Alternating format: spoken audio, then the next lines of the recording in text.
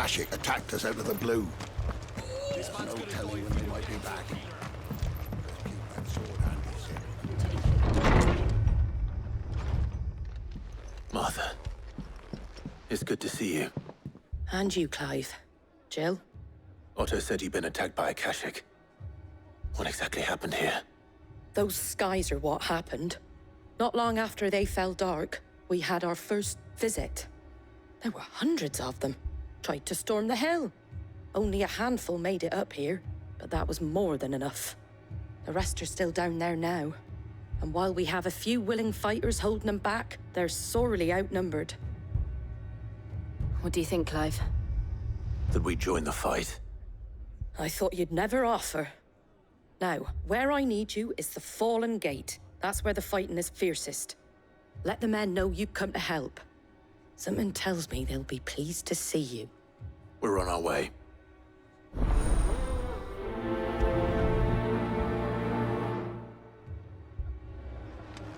Do you think there were as many as Martha says? More.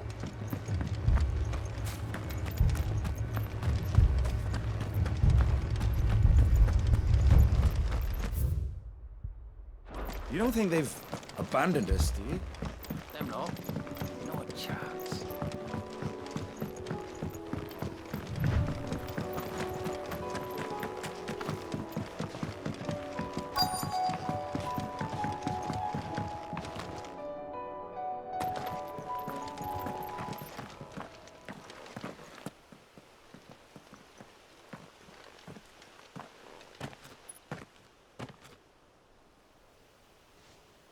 Clive, wounded.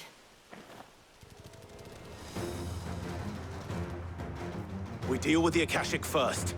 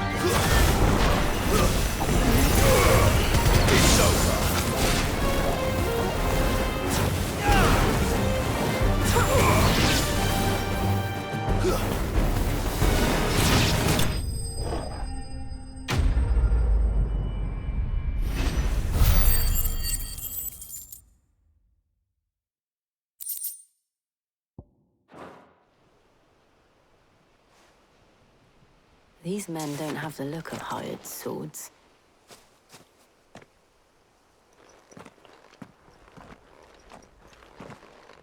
If you've come to rob this place, You are mistaken, my Lord Rosfield. We're here by Madame Martha's leave. how do you know my name? Forgive me, my lord. There wasn't time for introductions.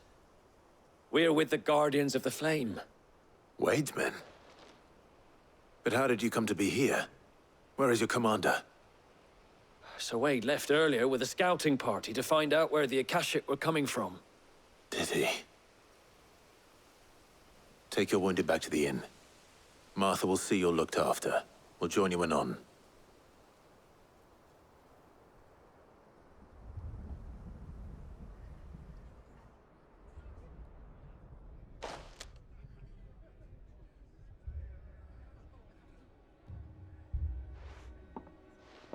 And to think you took them for thieves.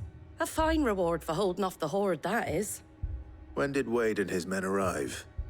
Not long after Rosalith fell. The Guardians asked me to shelter some of them that had lost their homes. They were making ready to leave just as the skies turned, and we agreed it was best we stuck together. Martha! Trouble! The scouting party's almost at the lift, but they got a pack of Akashic snapping at their heels! And they got wounded with them! They're not gonna make it! Damn it all. We'll worry about them, Martha. You look after everyone here. If any can still fight, send them to the lift. I will. You two be safe now.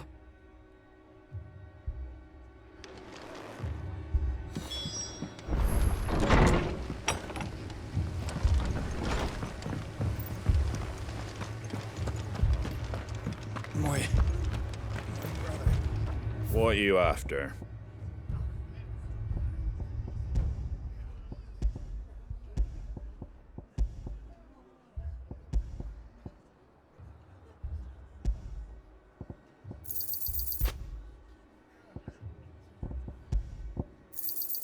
Much obliged. Thanks very much.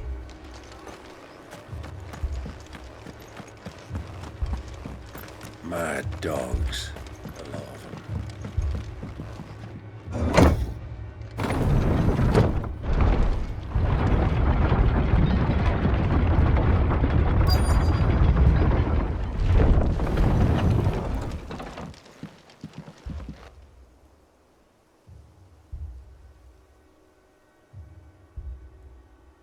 Squire, I need you to get those who can still walk up the lift to Martha's. But what about... I didn't ask, Oscar. Sir. So Wade, Lord Rossfield. If you aren't a sight for sore eyes. Martha seemed to think you might need some help.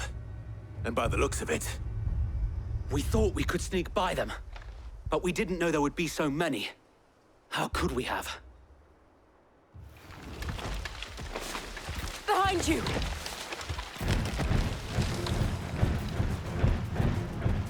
Damn it! We need to get the injured to safety. Do you think we can hold them off? we can certainly try. Are you with us, Sir Wade? Always. Then let's do our duty.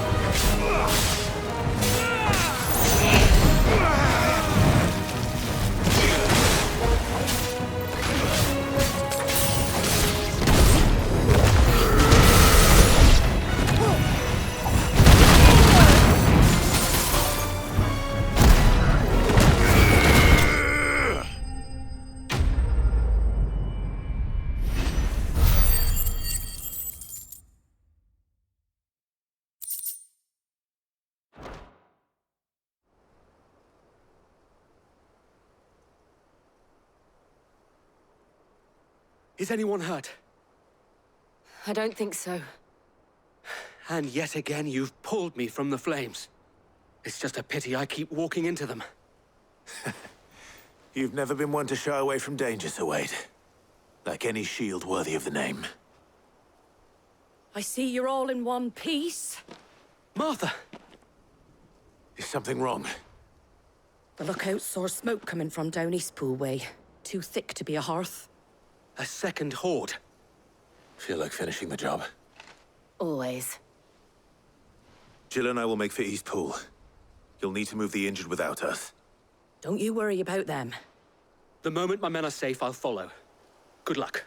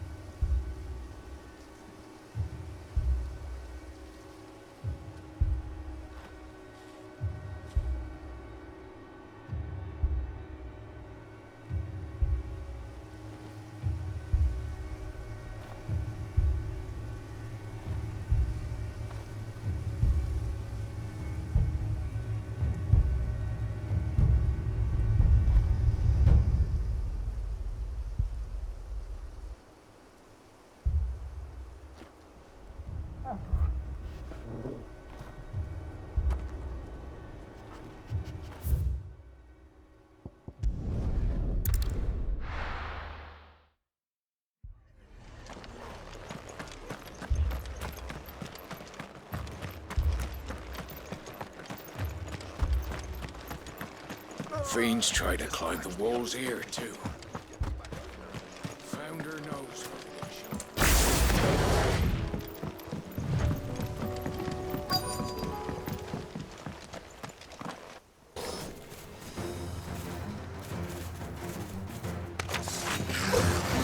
is. They're headed for the rest. We have to slow them down. Martha and the others won't be ready.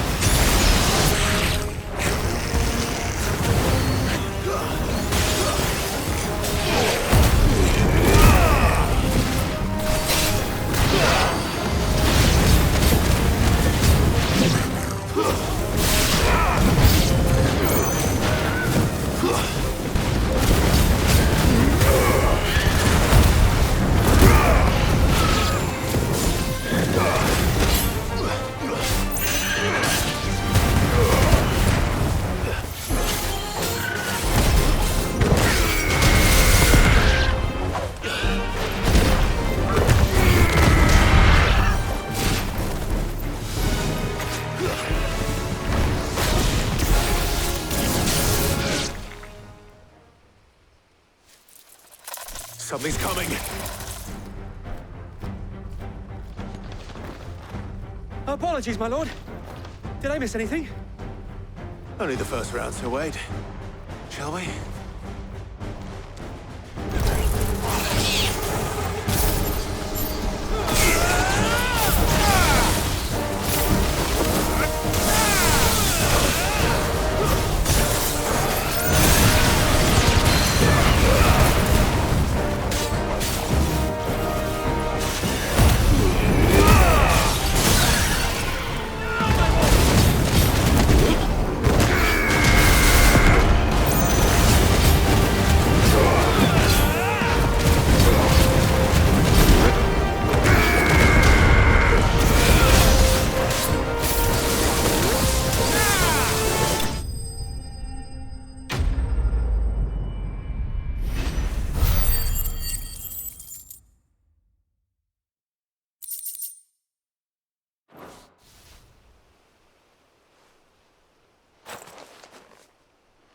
Do you see any more?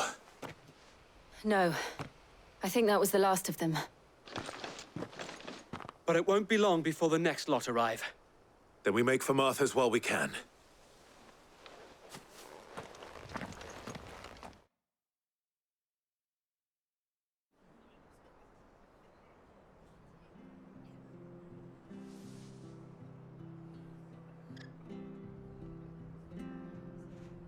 What did you find out there?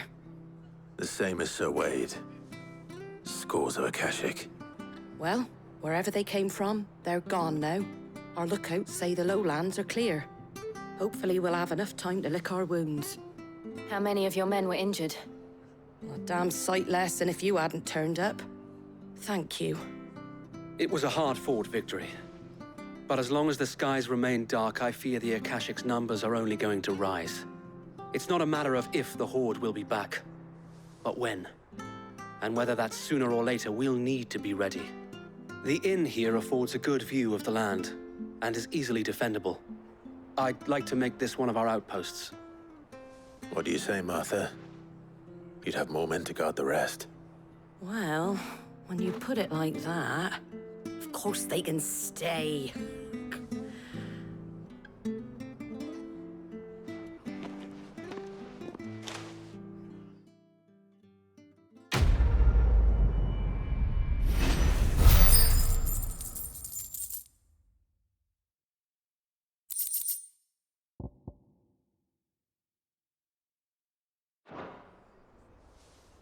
My lord, there's someone I'd like you to meet.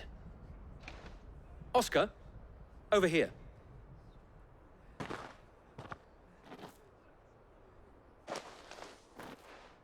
It is an honor to make your acquaintance, Lord Rossfield. I am Oscar. Oscar of House Murdoch. Murdoch? I wasn't aware the Lord Commander had children. Oh, he didn't. But his brother, my father, did. I am Sir Rodney's nephew.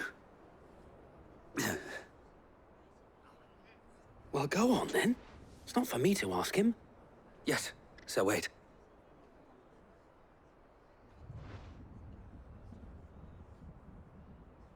If it please you, my Lord Marquis, might you take me as your squire? I would learn the duties of a shield from the finest. I'm sorry to disappoint you, Oscar, but I'm a shield no longer.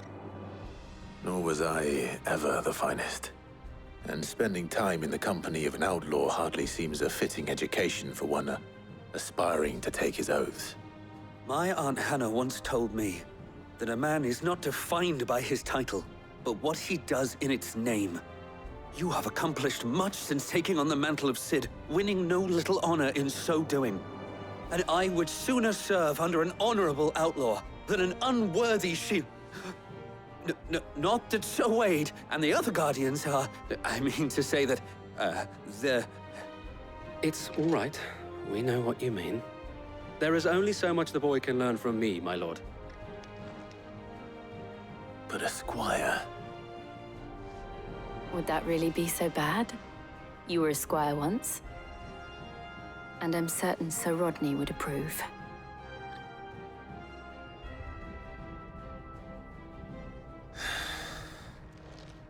Know that I'll show you as much leniency as your uncle showed me. I would not have it any other way.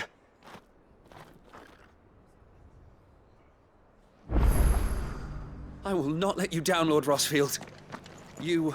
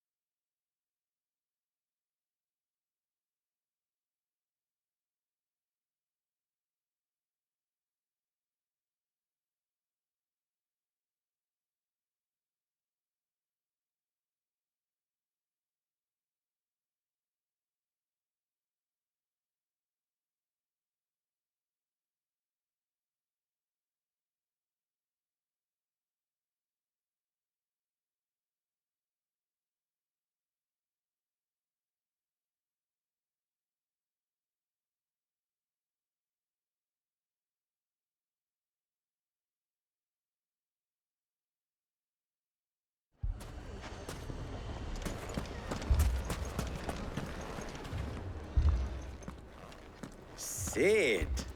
Oh, your new companion appears much more formidable than your uncle. Should I be worried? You haven't been introduced. Jill, Clive has told me much about you. All lies, I'm sure. Your Stolas said that Dalamil has a bandit problem. Indeed. Although, you're a little late. They left with our food and guild days ago. Any idea where they went? The desert's a big place. Your guess is as good as mine. But the fact is, I have more immediate concerns. What did you say to me? What did you say? Ah, as if by magic. Let's just say we've yet to reach a consensus about how to solve Dalimil's little problem. And at this rate, it won't be the actions of the bandits which prove to be our undoing. It will be our own. I've tried reasoning with the dissenting parties, but even the Desert Hare has limits. Perhaps we could talk to them. What makes you think they'll listen to us? What makes you think they won't? She makes a fair point, Cid. And you won't have wasted much of your precious time if you fail. They're just across the courtyard.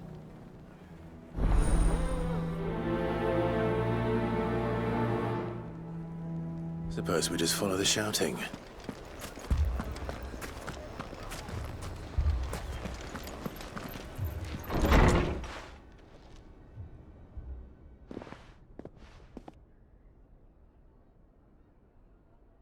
You wouldn't talk like that if it had been your men whose throats were slit. Blood for blood, it's the only way. We hire mercenaries and have them mount the bandits' heads on our walls as a lesson to the rest. And what happens when those mercenaries are slaughtered like your men? Are you going to hire more?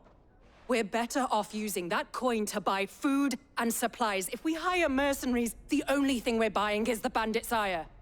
And you cannot fill empty bellies with that. Do you hear me? But what happens when they come back? Maybe it'll be your throat that's slit. That's enough. Both of you. Any more of this and I'll throw you out myself. Come back when you're ready to talk like adults.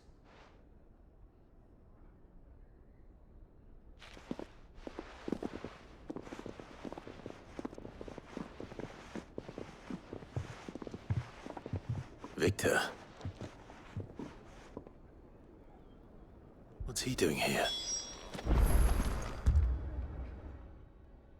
Sid.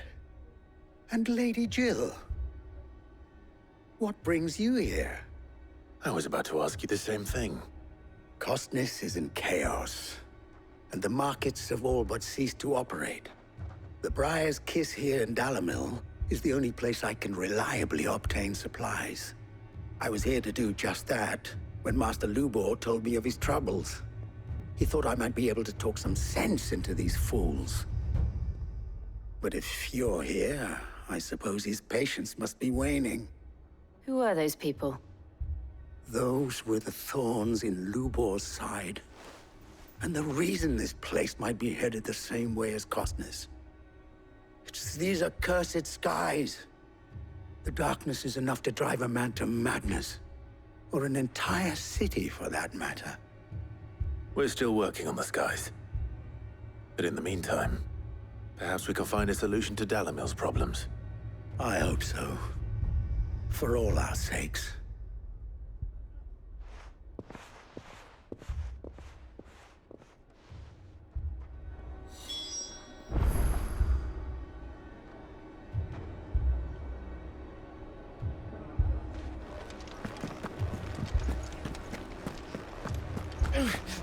Fucking thieving bastards. So, you see my predicament? What I saw was a room full of people who were angry and afraid. And with good reason by the sound of it. But if left to smolder, that anger and fear could set the entire town alight. My thoughts exactly. What to do? Both sides wish to protect their homes and livelihoods, if only they could agree on how. But as long as they are divided, we are vulnerable. And if there's one thing bandits like, it's an easy target. What would Sid the Outlaw suggest? Well, if it were my namesake, he'd let them choose for themselves, and be on hand to pick up the pieces when it all went wrong. That sounds like a recipe for disaster. A recipe for disaster is precisely what it is. But perhaps that realization would be enough to make them question the ingredients. While it's plain neither Conrad nor Natalie will countenance the other's proposal, it may still be possible to make them doubt their own. Before presenting them with a third option. And that would be? To pool our resources and save the city ourselves. Why fight each other? When all that fear and anger can be directed at the bandits. It appears we have a plan of action. Victor, pay Conrad a visit. See if you can't convince him of his folly. I'll speak with Natalie. As you wish. Your faces are not well known in this town. That may prove useful. Don't worry, Victor and I will do most of the talking. You need only play along. Play along? What he means to say is yes.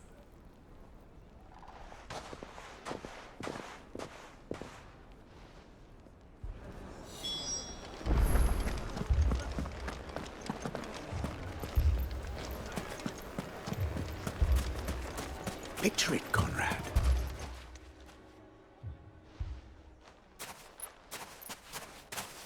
Ah, here she is.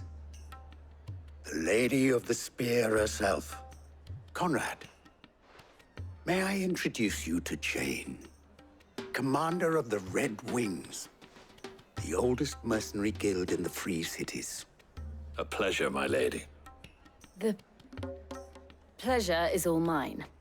As I told you, I summoned the commander here from Canver to inquire about a contract. Victor says you told him no.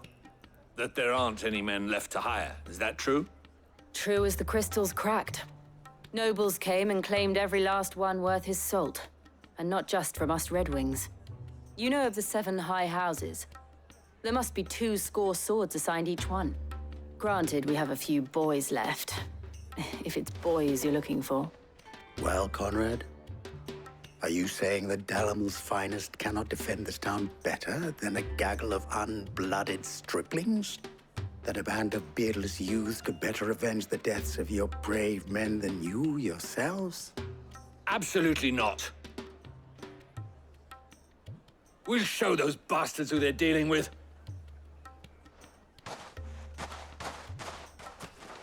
I can't believe that actually worked. Conrad's not what you call the brightest candle in the crypt. And there's a reason why I had you do the talking and not Sid. Well played, my lady.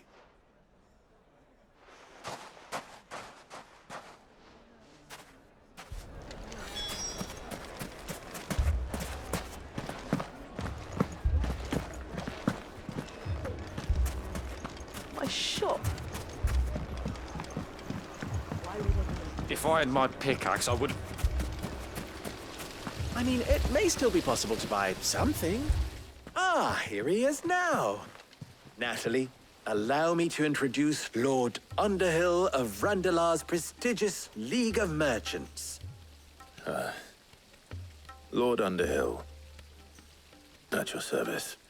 Underhill? I was just telling the good lady of our conversation, my lord, and how you were lamenting the state of the capital's stores. Lubor says that not only are the granaries almost empty, but that war and the Blight mean this season's harvest won't be enough to fill them for winter. Indeed, certainly that is the case. The nobles in the capital are buying up the city's stocks of barley and wine, driving the prices higher than most commoners can afford. It is only a matter of time before the peasants revolt. It is worse than I thought. If what Lord Underhill says is true, I fear we have little hope of supplementing our stores, meager though they regrettably are. And while I applaud your endeavors to dissuade our more bellicose citizens from seeking vengeance, I sense Conrad is not wrong in his assessment of the bandits' likely return. Which means that now, more than ever, we will need to secure what little we still have. Food, weapons, herbs, everything. If our humble town is to endure not only this hardship, but those that are certain to follow, we must stand united. All right. If it will help to protect my home, I'll do it. But you needn't have gone through this charade.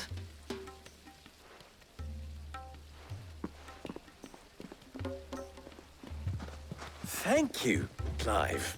Your performance was nothing if not workmanlike. She saw right through it.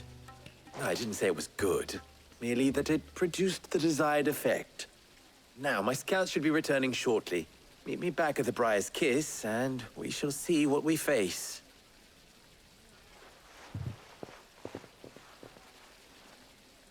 I'm not convinced our roles in this ruse were entirely necessary. It appears I have no choice but to do I don't know. Conrad seemed quite taken with you. Mummy, I'm scared. Oh, I'm ruined. Good news, Sid. Both Conrad and Natalie have somewhat gracefully accepted their new roles. With time, they may even learn to. Time no longer appears to be the luxury it was before lunch. I take it your scouts found the bandits. Technically, it would be the bandits who found my scouts. It appears they march for Dalimil as we speak. All of them. You're not serious. They don't just want food, they want the whole damn town.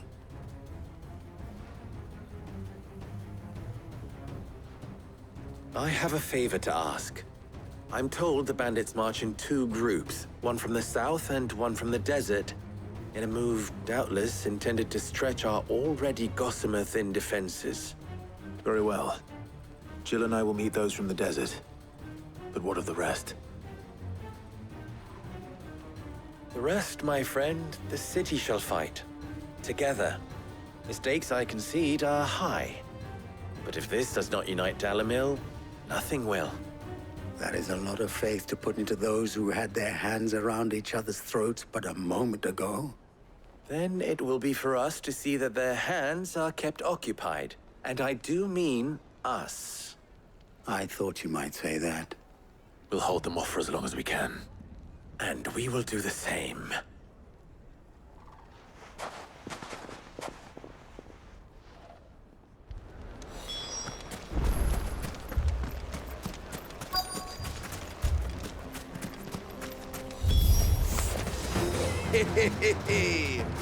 The women folk have come to welcome us. I'll take that one. He's all yours.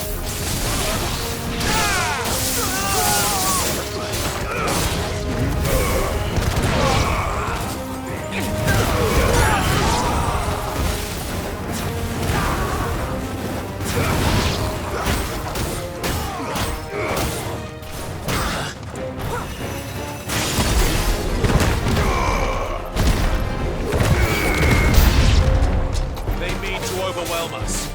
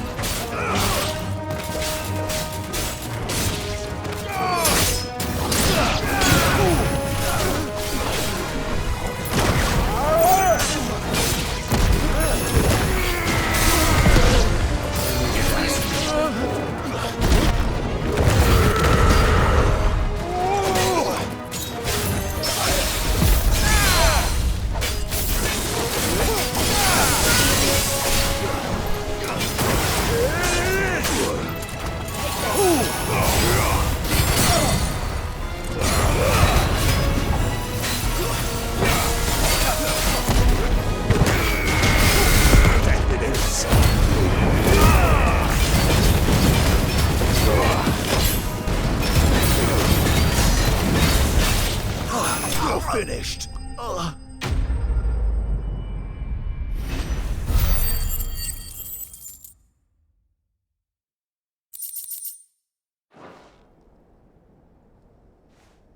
The townspeople. Could they have held out?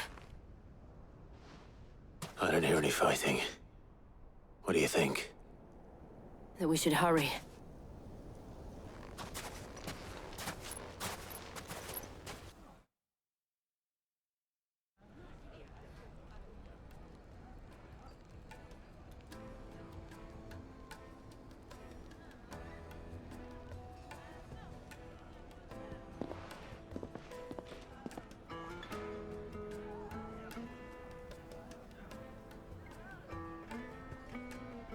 Natalie, I owe you an apology.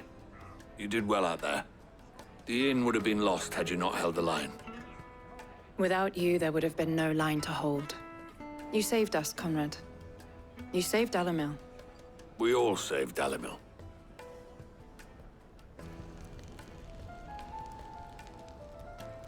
Conrad seems to have had a change of heart. I'd say they both have. I take it from your presence that our visitors from the desert won't be joining us either. Pity. The plan worked, Sid. Granted, it only took an army of bloodthirsty bandits at our gate. Come now, Victor. Why quibble over the details? We are united, and that is all that matters. As for you, Sid, you fight considerably better than you act. I'll take that as a compliment.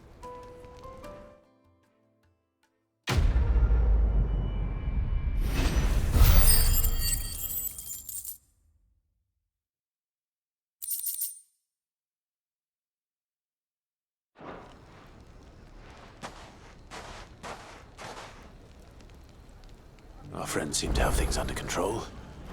For now, at least. Let's go and put Otto's mind at rest.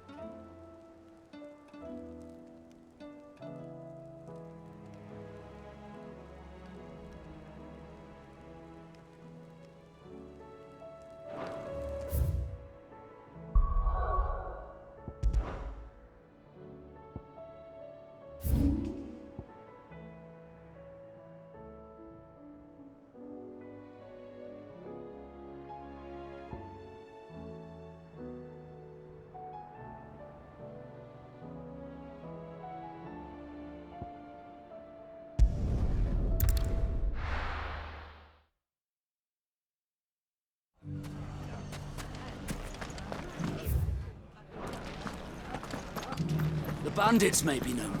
Look what they've left us with. Mummy, are the bad men going to come back? The gentlemen of the town guard.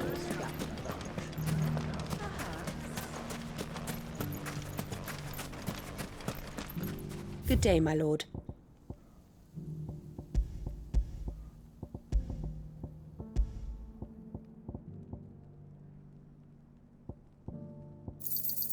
An excellent choice. Here you are. My thanks. An excellent choice.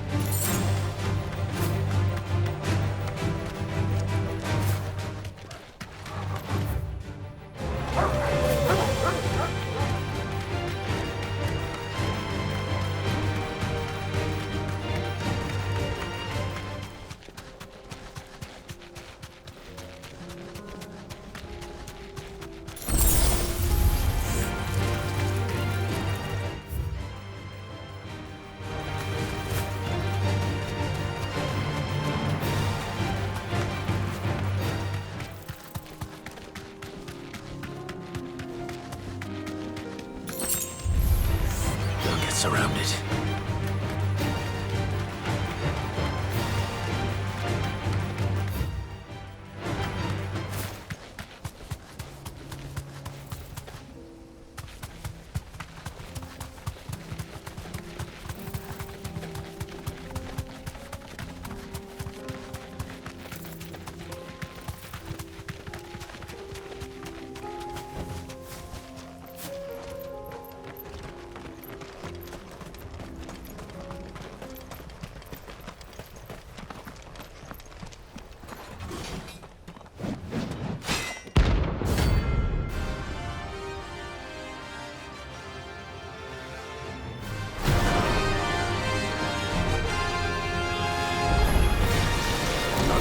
Forsaken soul, eh? For those who have nothing, so empty pockets.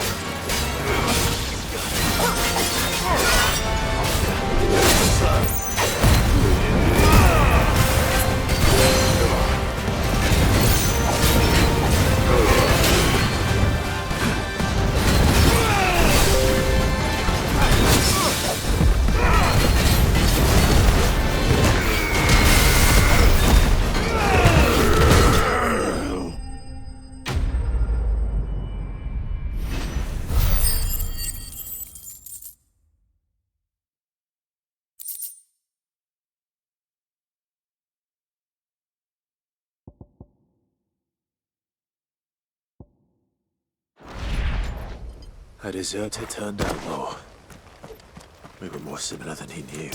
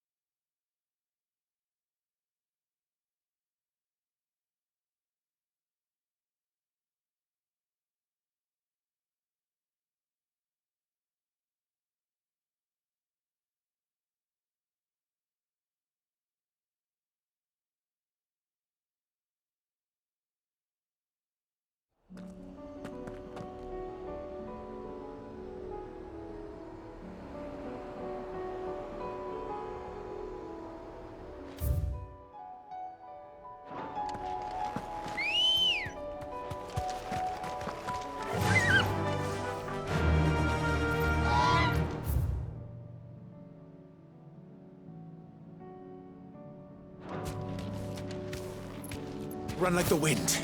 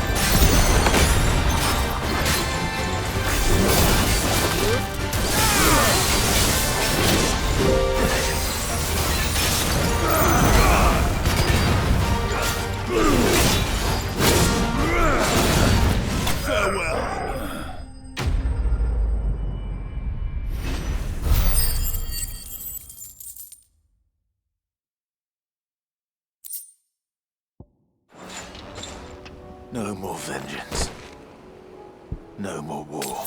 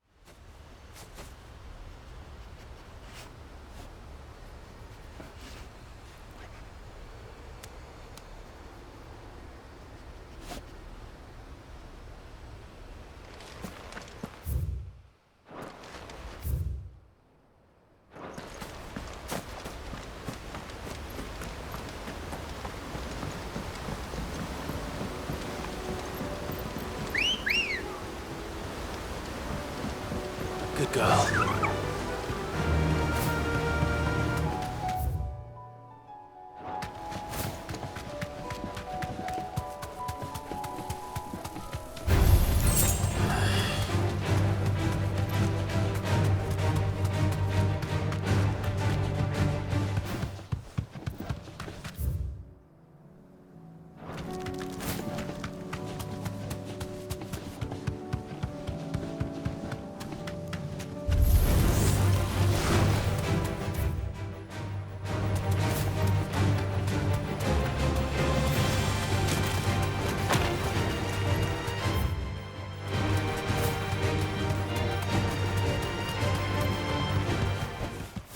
No need to ride from here.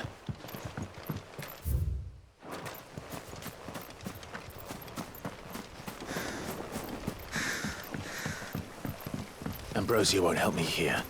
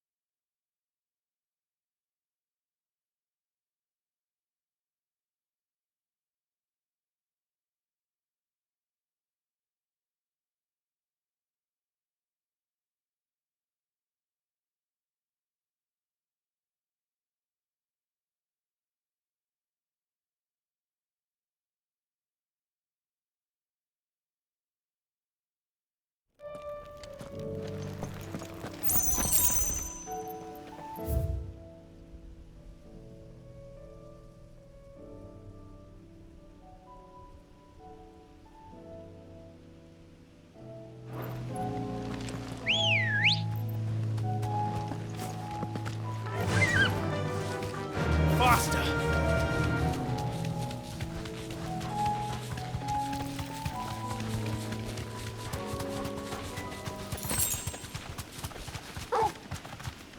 Better already.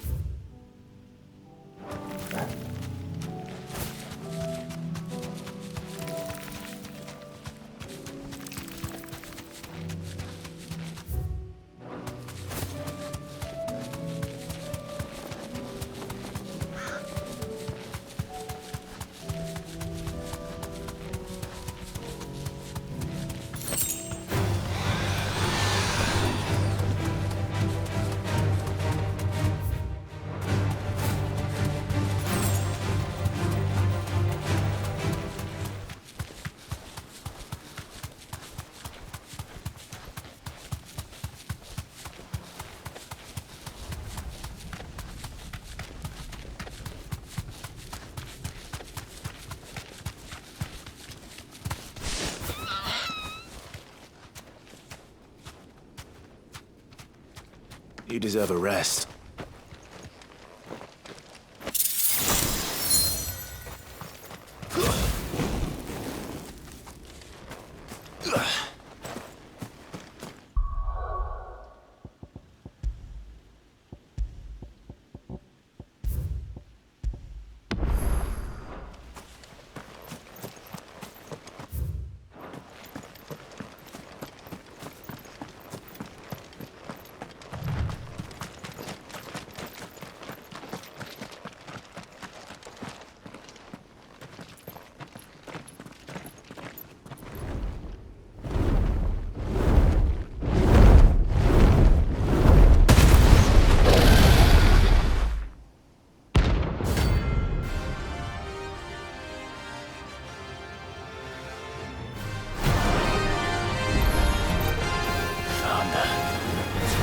This beast isn't to be trifled with.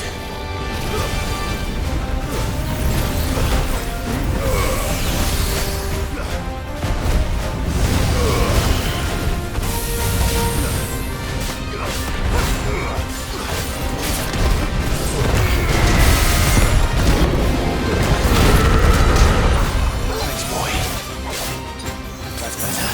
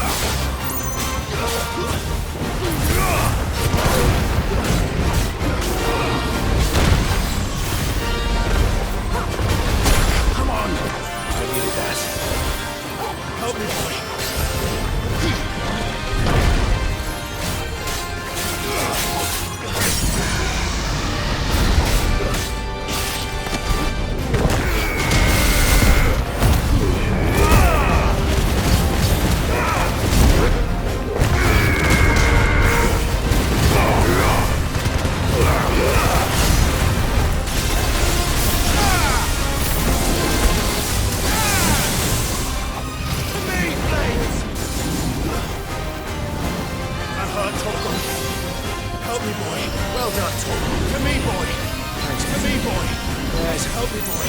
Help me, boy. To me, boy. To me, boy.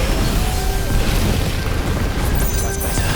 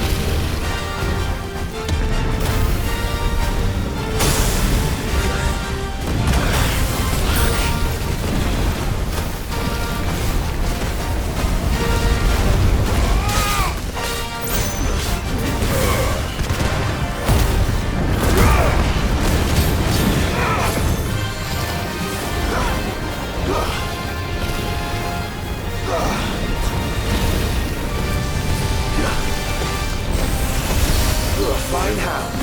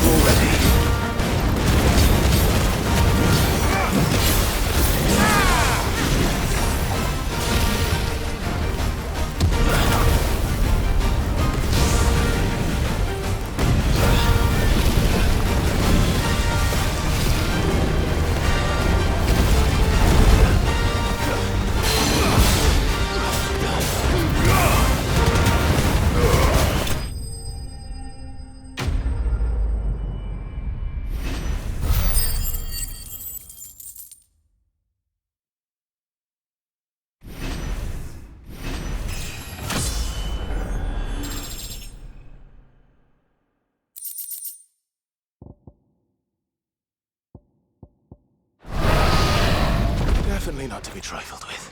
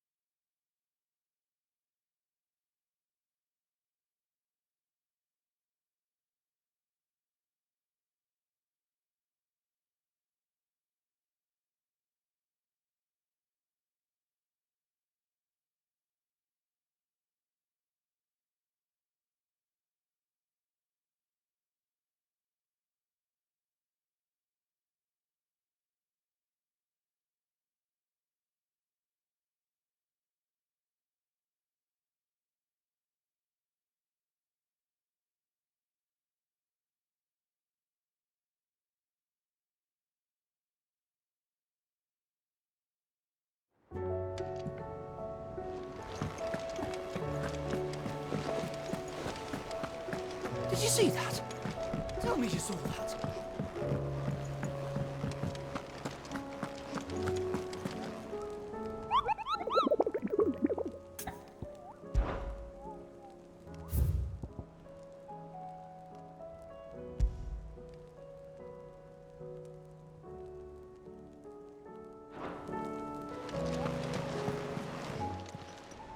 How may I help you today, Clive? Your benefactors are a generous lot. You earned this.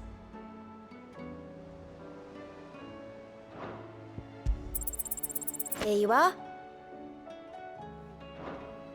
You've already got that one. All in good time, eh? Sorry, but you're not quite there yet.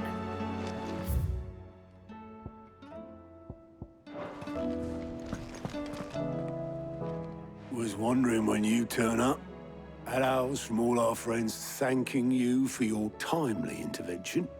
How is it you always manage to arrive at just the right moment? Luck, I suppose. Any word on the rest of the realm? Let's see.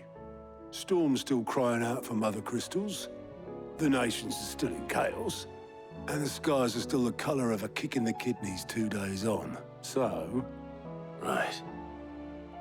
Clive, we knew this was gonna happen. Well, not the bleeding skies part, but you take my point. Now's not the time to second-guess yourself. Now's the time to visit the infirmary. Talia says your brother's awake. Thank you, Otto.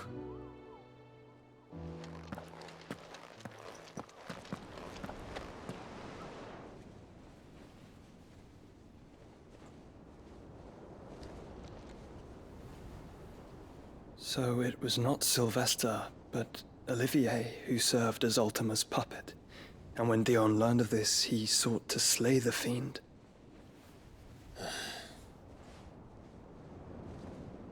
Only for his father to take the spear that would have freed him. Enough to drive a man to madness. Small wonder he hasn't stirred. I would be afraid to wake. Had I but reached out to him sooner, warned him of the threat Ultima posed. But now, both an empire and her prince lie broken. Joshua, what do you know of Ultima?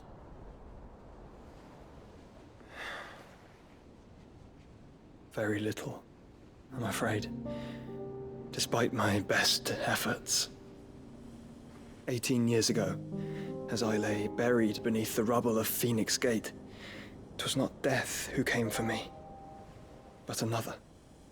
And it was while in my rescuer's care I first heard of Ultima. I've been chasing his shadow ever since. Ultima is driven by some deep, dark purpose, and for whatever reason, it would seem you are crucial to his designs. He will stop at nothing to have you, even if that means toppling an empire. But why me? What possible use could I be to such a creature? That is one of many answers that have eluded me. Yet, I am certain of this. It is not mere chance. You were chosen for a reason. All dominants carry within them the might of an icon. Nigh limitless power that is at once acutely limited. I wield fire, and only fire. And I only ice. 8 wardens for 8 elements. But you, Clive. You are different. You're special. Your abilities begin with the flames of Ifrit. But they do not end there. The fact Ifrit can even exist goes against everything we thought we knew of dominance. Perhaps Ultima has been waiting for one such as you, whose potential is truly limitless. I've encountered that thing several times now. If it or he, as you say, needs me, why hasn't he claimed me as he did the boy? Were I to hazard a guess, I'd say the two of you are somehow incompatible. His mind not properly attuned to your body. His mind? Mind, awareness, spirit, call it what you wish. But I believe Ultima to be an embodiment of the concept.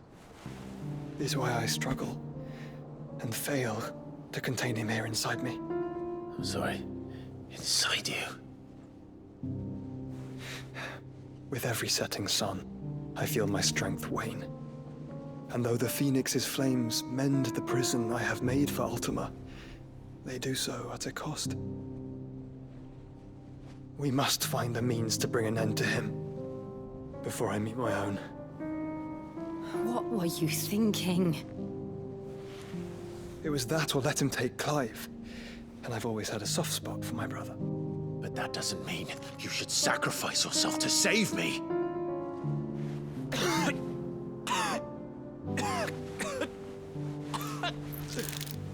Joshua!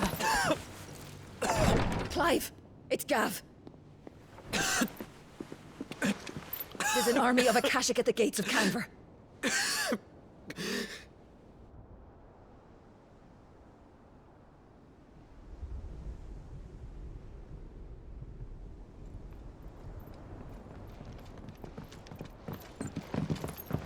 Well, what's the short of it? I thought Tyre told you.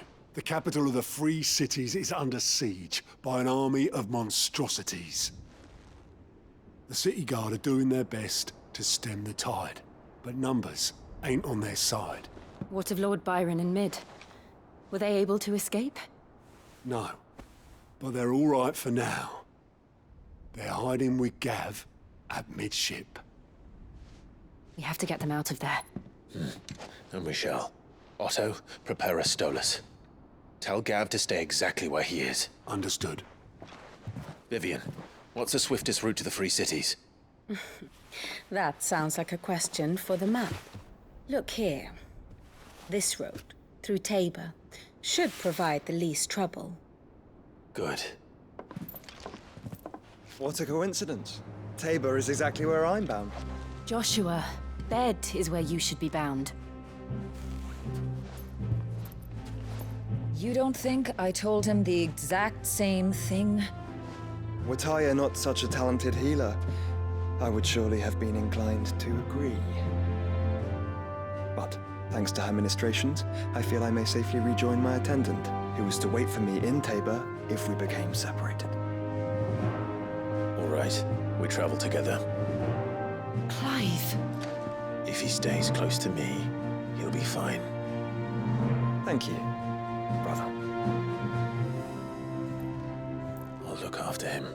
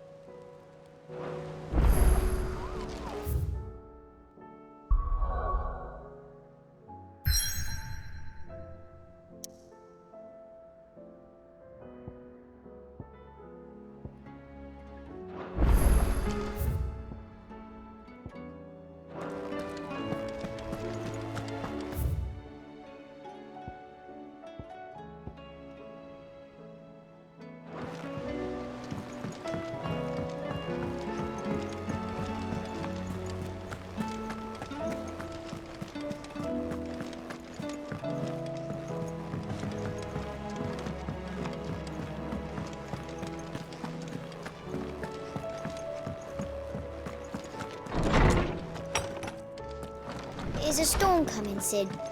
Will there be... Sid, perhaps you can help me solve a mystery. I can certainly try. Who's gone missing this time? It's not who, but what. Mid's scales, the ones she made for her workshop. I borrowed them to teach the little ones about weight, and shortly after the lesson, well, they vanished. My first thought was that they'd taken them off somewhere to play, but when I asked, they swore they had nothing to do with their having disappeared. Which almost certainly means they had everything to do with it. Perhaps a visit from Sid will jog their memories. I think it just might. Thank you. I don't like to imagine that my pupils would lie to me. But if they have, I'll have no choice but to discipline them accordingly. They were in the atrium when I last saw them, as always.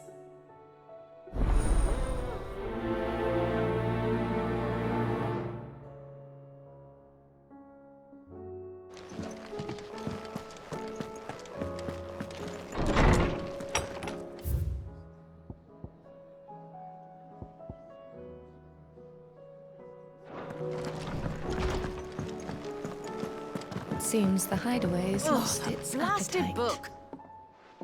Here, you put me in this situation, Clive. You can bloody well get me out of it. I need a hand with a recipe. Are you sure it's me you're looking for? I'm not much of a cook. I'm all the cook will be needing, thank you very much. What I want from you is a little of your time, right? Oh, and perhaps your sword. You remember Ivan's stew, right? Well, despite the look of the thing, and that awful stench, people wolf it down. So I thought I'd try making one of these supposed masterpieces myself. Had a peek at the book and gave it a go, but, well... It wasn't as straightforward as you'd hoped. Ivan had the same problem. Yeah, but this is my blooming kitchen, and I will not be outdone. So if you don't want to be seen as playing favourites, I suggest you lend me a hand.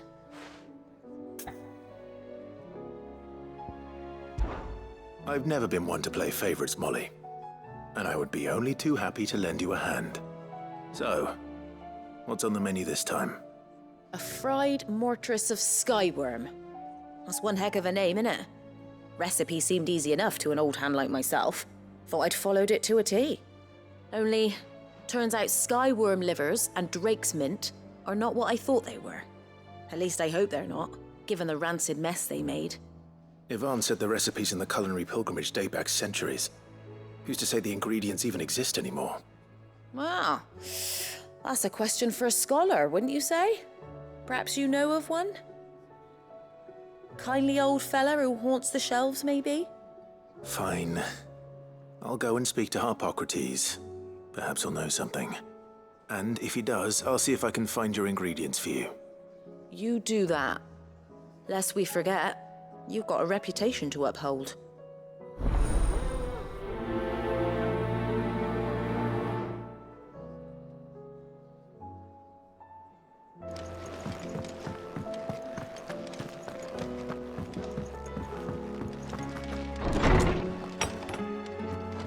Is a storm coming, Sid? Lawsman Harpocrates, I've come to pick your brain if you don't mind. It's about the book you lent Ivan.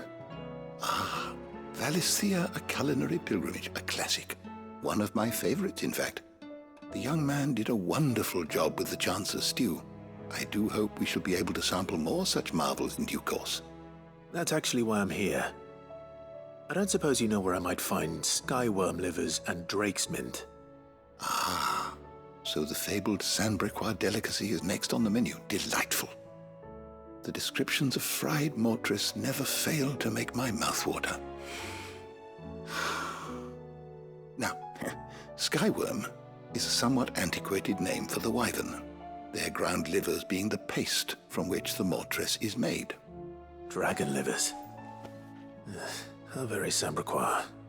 One would have thought the disciples of Bahamut would have a touch more reverence for their icon's brethren, but apparently not.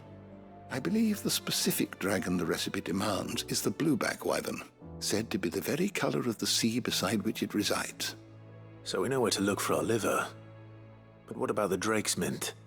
Saint's bonnet in contemporary parlance, a herb which grows along the North Reach coast. I gather that one can locate the cheerful yellow flowers by their heady scent alone, so I'm sure you'll have no trouble finding them. I may add that people once believed game was best served with the flora that sustained it in life, in which regard fried mortress of skyworm is undoubtedly a typical dish of the time. Meaning that if I find one, I find the other. To Northreach, then. Best of luck, Clive. And do save me a bite once the dish is complete.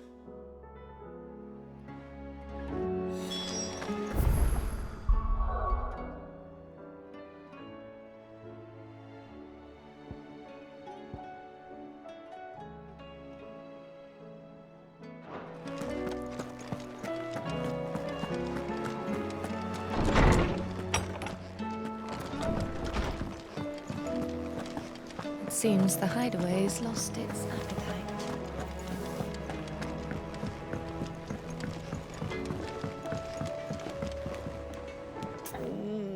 What am I gonna do? Is everything all right, Goots? You seem more discomposed than usual. Oh, I don't know what that means, but I'm in a bit of a muddle. Oh, I think Nan might be in trouble, and she's... It's all right. You can tell me.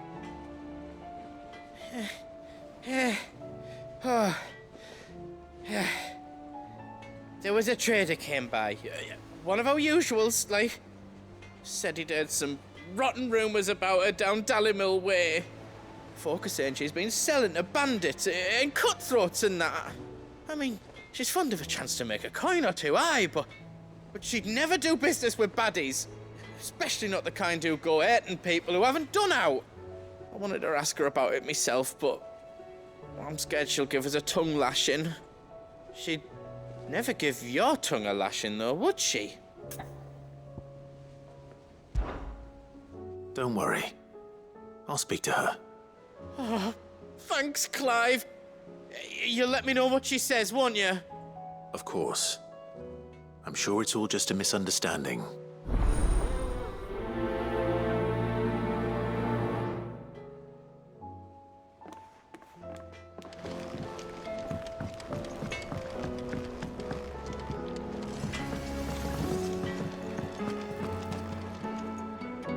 Lady Karen, how's business? Not nearly as foul as the weather. You're doing good trade then? Both in and out of the hideaway? Can't complain. Wait, what exactly are you getting at? Not once in 5 long years do you pay my affairs half a care. But here you are today, raking me over the coals like a bloody popoto. Just asking. Out of interest. All right. I'm here because I was told that certain rumors have been circulating. About you selling weapons to brigands. Oh, are you? And who was it who knows me so well as to tell tales of my evil exploits? I didn't exactly hear firsthand. All I know is that someone in Dalimil has been spreading word to that effect. And what? You believe it? You think I'm profiting off the blood of innocents, do you? Look, I've done things I'm not proud of. Might be there were a time when I turned a blind eye to the wretchedness of the world so I could line my pocket. But that woman is no more. And you'd know that if you'd ever paid the slightest bit of notice. You're right, Lady Karen. I apologize. It was wrong of me to doubt you. No, it was. Now, I reckon you've got better things to do than pointing your do-gooding finger at a poor old woman. Of course. Good day.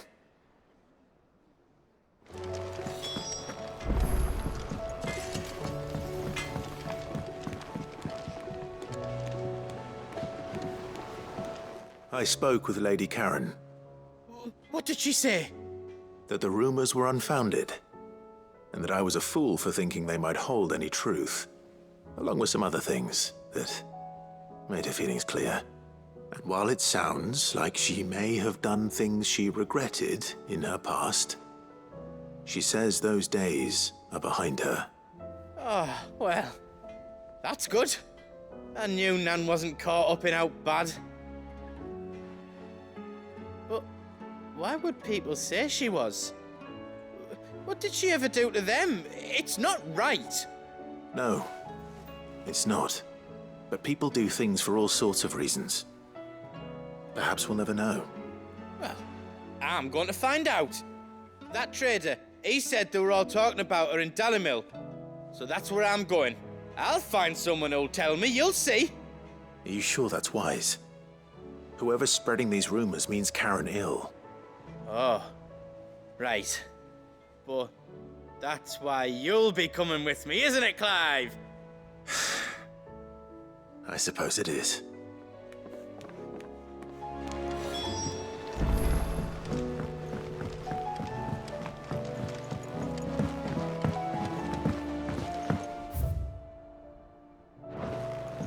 I heard the Emperor was impaled on his own son's spear.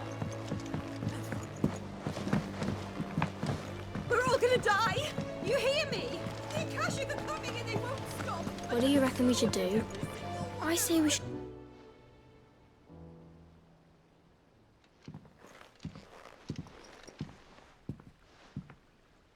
Sid! Hard at your studies, I see. And what is that? It's not a set of scales, is it? No. Of course it isn't. Well, not anymore, it's not. Oh! And just how long hasn't it been one? We're sorry. But we didn't break them. We dismembered them. Just like Miss Mididol showed us. Miss Mididol? And why would she have you dismembering her creations? Because that's the only way to become a ninja-neer. Miss Mididol said, the best way to see how something works is to take it apart and put it back together again. Well then, your work is already half done. Carry on. About that. The taking apart was easy enough, but it's the putting back we can't work out. Speak for yourself. The heavy thing goes at the bottom. Then...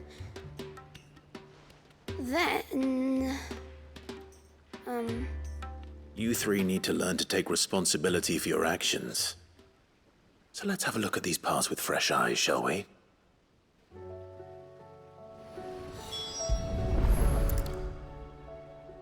All right. Everything here was once part of Miss Mididol's scales. Every piece has its own role to play, and each is just as important as the others. If even one of them is missing, the scales won't work. So let's think about what those roles might be. You already know one of the pieces, the body.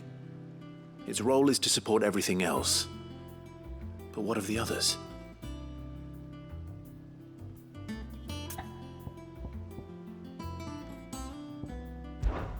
This tiny piece is what's called a cogwheel, or gear.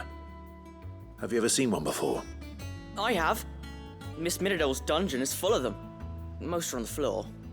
She puts them in all her inventions. They spin round and round and round and round and... That's right. They're very useful when you want to make things move. Do you remember if there was anything on the scales that moved? I remember the arm moved when I tried weighing an apple. And then somebody ate it. Not my fault. You shouldn't have tried weighing it before lunch. We know what part's supposed to move and how it's supposed to move. So, let's put the pieces together first, see what doesn't move, and then stick the cogwheel to that. Not a bad idea. You see? It's not so difficult.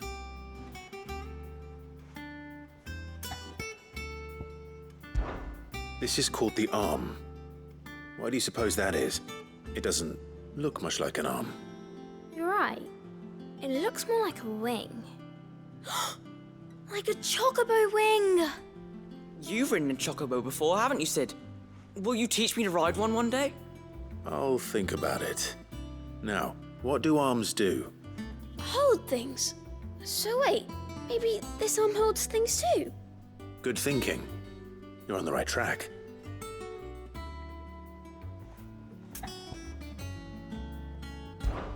These round parts are called the pans. You all know what a pan is, don't you? I do. Molly uses them in the kitchens to fry bangers. But these aren't for frying bangers, you idiot. They're for weighing stuff. But what if I wanted to weigh Goots? I don't think he'd fit on that little thing. Probably not. What are the chains for? Holding the pans up? Well spotted. Which means something must hold the chains up in turn. So, now that we've taken stock of the parts and learned what they do, what do you think? I think we've got it. Then here's what we'll do. You tell me what goes where, and I'll put the scales together. Well, obviously you need to start with the body. All the other pieces fit onto it, don't they? And the arms go on the body, just like real arms. Or wings, if you're a chocobo. And then the arms hold the pans by the chains. Very good. Let's see if that works. Ah, all finished.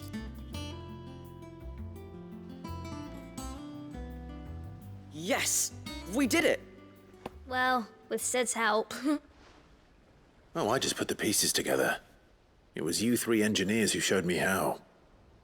That's right. We're Miss Mididol's hares. Her hairs? Yeah, hairs for the future. She's showing us her secrets now, so we can help out the hideaway when we're older. What do you think, Sid? Are we almost ready? With a little more help from Miss Middledol and Miss Shirley, I'd say it won't be long at all. You hear that? It won't be long. Until then, though, do try to be honest with Miss Shirley.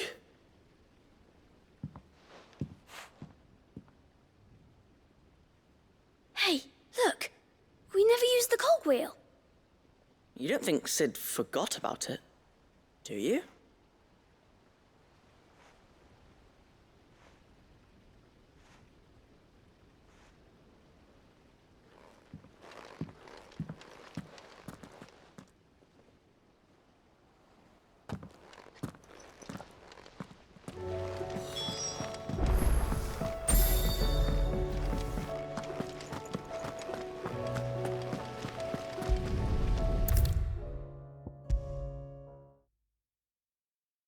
Is a storm coming, Sid? What? Well, did you solve the mystery? It was as you thought. The children had the scales, or the parts of them at least. They dismantled them to see how they worked. Oh, no, Mid will have my head. Thankfully she won't. This might even have been her idea. Although I was the one who ended up teaching the lesson. I'm so sorry, Sid. I know how busy you are. I shall see that the children are properly punished. Please, there's no need. Mid seems to have taken the three of them under her wing. She's even calling them her heirs. She'd have them follow in her footsteps. And her father's. I see. Sid, do you know why Mid has been spending so much time at the hideaway of late? She told me it was because her studies have been interrupted by events in Canva. Is that not true? No, it isn't. The university offered her a commission. In exchange for full tuition, room and board, they asked her to oversee the design of several new war engines. To anyone else it would be an opportunity, but to Mid, who lost both her parents to war, it was a bitter pill. One she was none too keen to swallow. But that should come as no surprise. She's only ever cared about bringing people hope. The very last thing war can be said to do. Which explains her heirs. She's working to give them a better life. And so should I. What's the odd engineering lesson? Ah, you've given them far more than that. And I'm sure they're very grateful.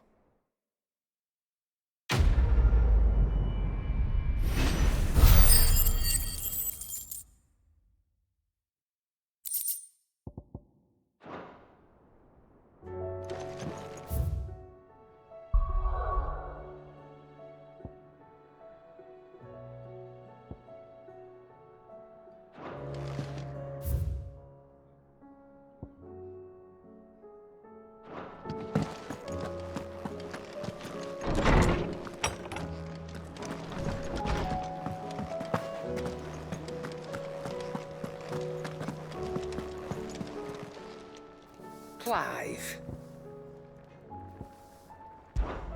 Coin purse weighing you down?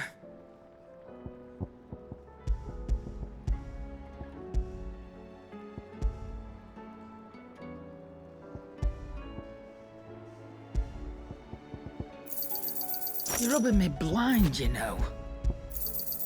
You'll not find a better price than that. It'd better all be here. Let's not be greedy now. You're rubbing me blind, you know. Finished, are you?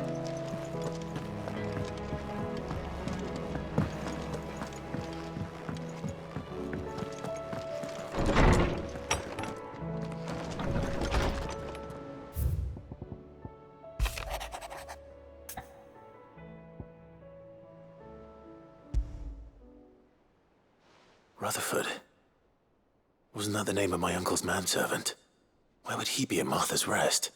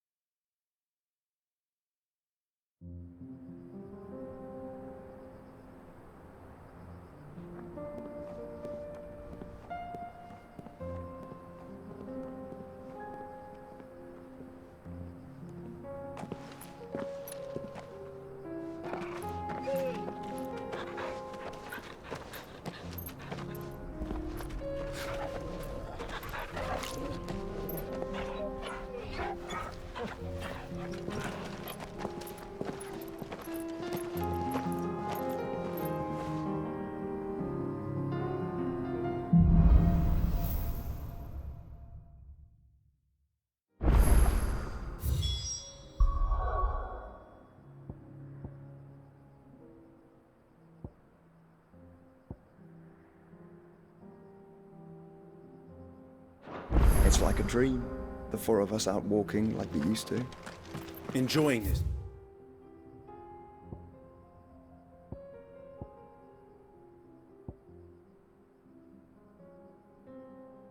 Are you? Gav and the others could be in danger as we speak. You're right. I'm sorry. Yote is a fine scout. If Canville was attacked, she will already have begun gathering information. Tabor isn't far. We should pick up the pace.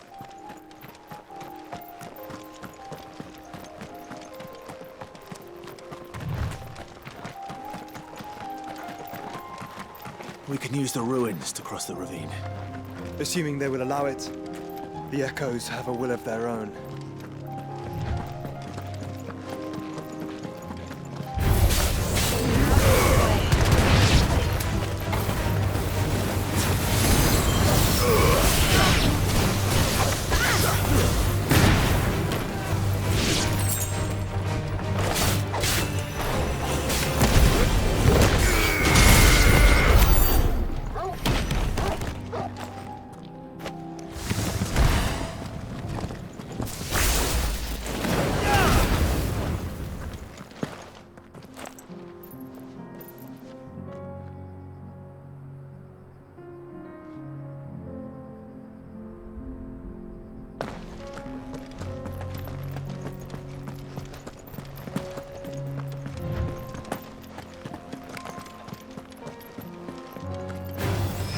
Enough of you, are there?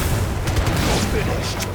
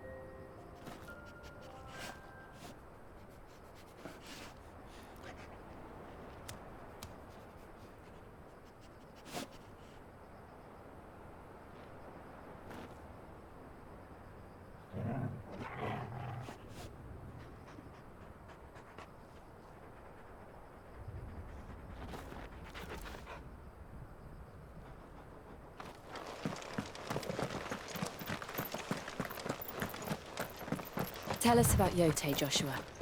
She's strong-willed, loyal, and deadly with a blade. Much like Clive, but with better manners.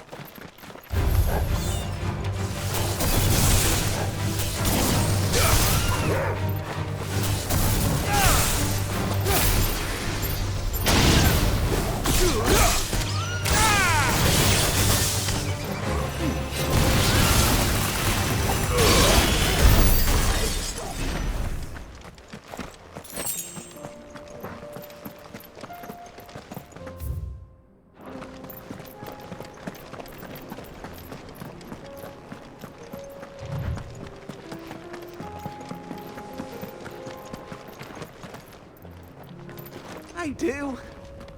Where are you off to now, then? Aimed for the Free Cities, perhaps?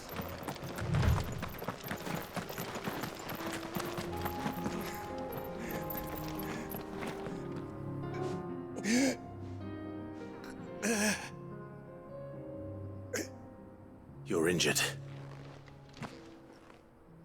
What happened here? Where are your comrades? Ether flood. Up ahead. It swallowed our camp while we slept. My own men did this. Turned every last one of them. There's a village not far from here. Tabor.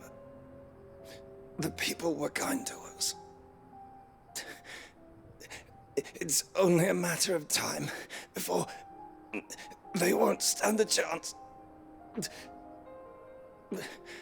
We can't let those monsters reach the...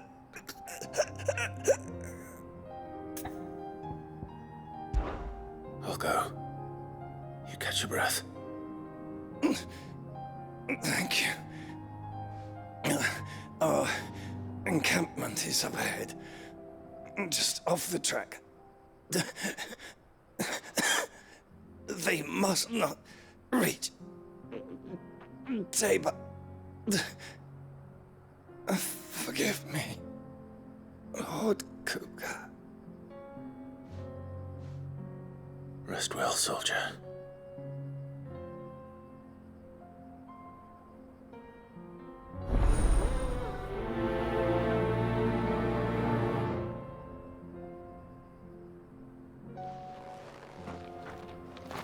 You said the encampment was close. Let's hope the Akashic are still there.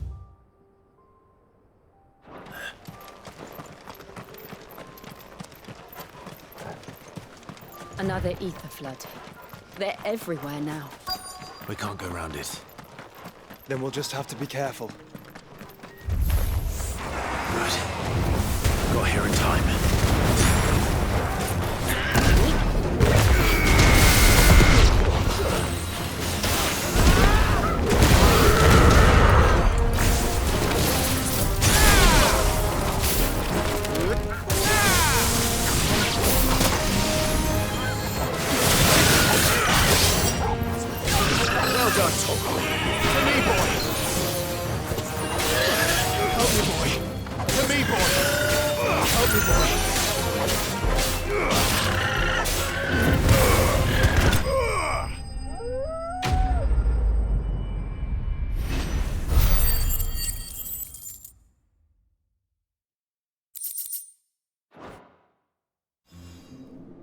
Is someone there? Please, I can't move my leg. That doesn't sound like an Akashic.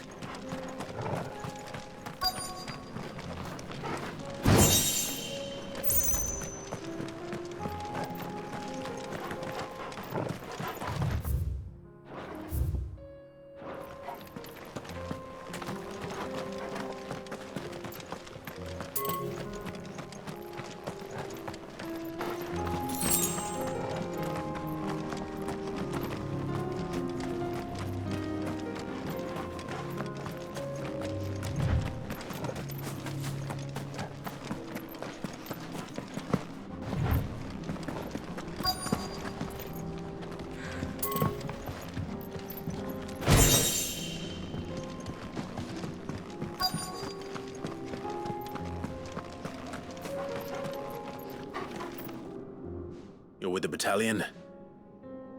I am. I heard the fighting. Are the others? Taken care of. One of your brothers in arms told me what happened and asked for help. Another survivor? Where is he? Tell me. His wounds were too deep.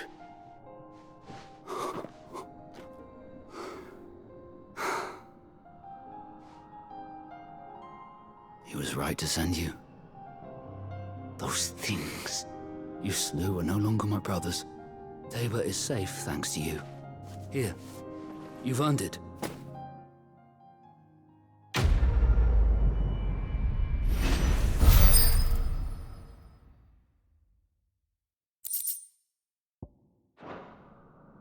You seem familiar.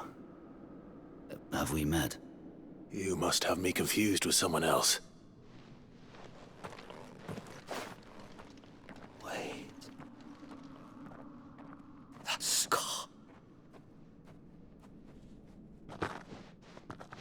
Son of a whore. You're Sid. I was there in Cosnis when you killed my brothers. I was there in Rosalith when you killed my commander. My war with Hugo Kupka is over. I bear no ill will toward those who followed him. What of my ill will? Coward! Draw your steel.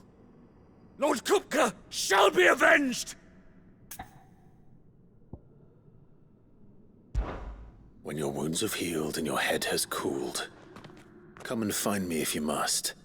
Though I hazard your life would be better spent in service of those who need it. Or have you forgotten your oath to the Republic? My oath? What do you know of oaths? I know how hard they are to keep. Which is why I'm giving you the chance to keep yours. No. I won't be deceived. Lord Kupka told us of your crimes. You are an outlaw. A murderer, not some... Man. Like you or anyone else. I am nothing like you. But if you're not gonna kill me, then go. Leave! Just know that I will find you, Sid. Someday.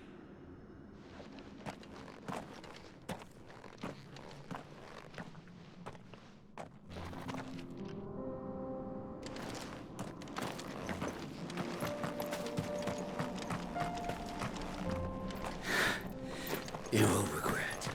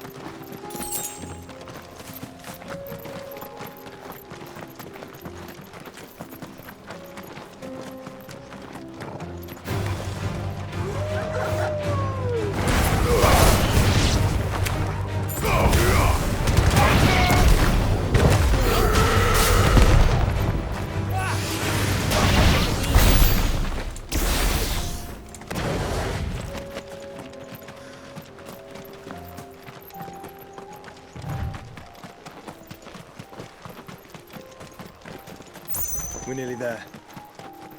Have you been to Tabor before? There are a few places I haven't.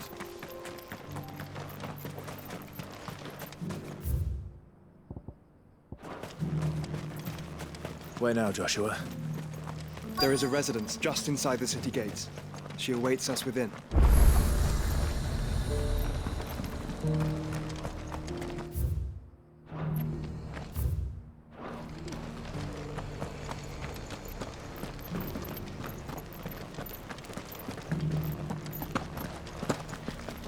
Here's the scraps you were after.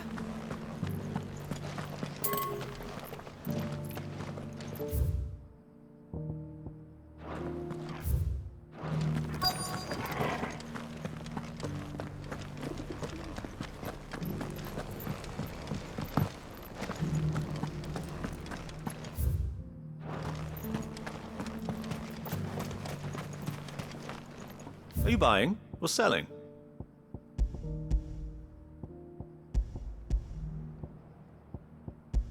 I can't carry it for you. Take care.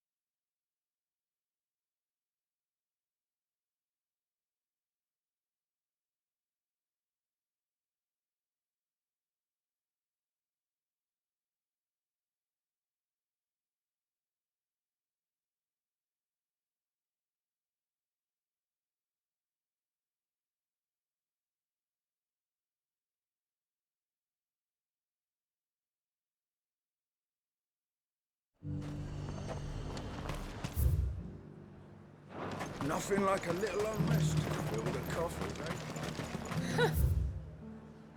Let the dame hear you say that. But there were ghosts at the gates, not Daisy. You needn't fret. The creatures...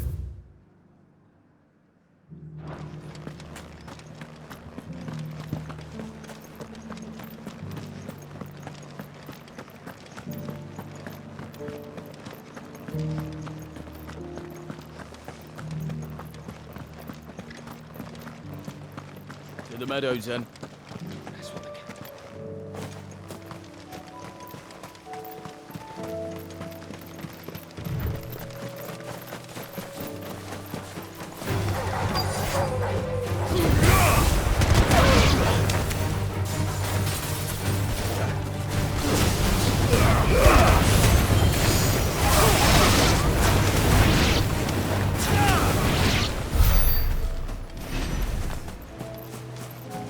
He said I should be able to find what I'm looking for somewhere nearby. Bright blue dragons and bright yellow flowers. Should be easy enough to spot. This must be our wyvern. All right, let's get this over with.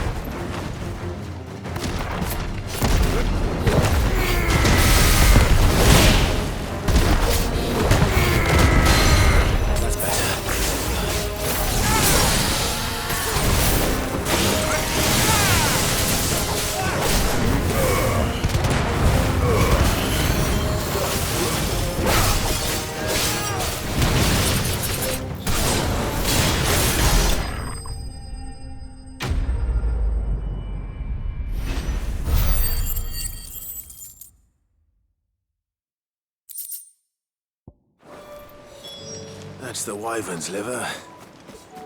Now I just need to find the herbs. Bright yellow with a heady scent.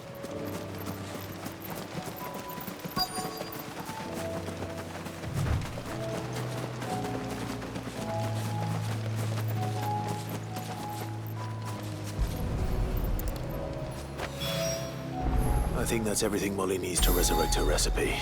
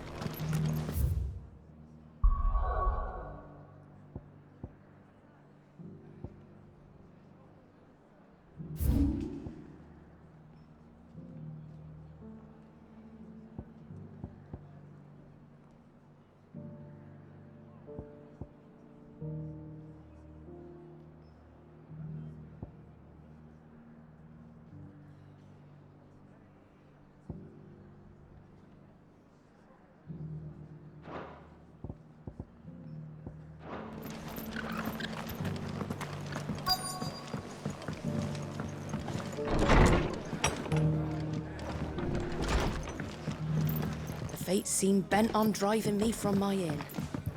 They want me out. Have you heard the latest from Twinside? That the Empress is no more.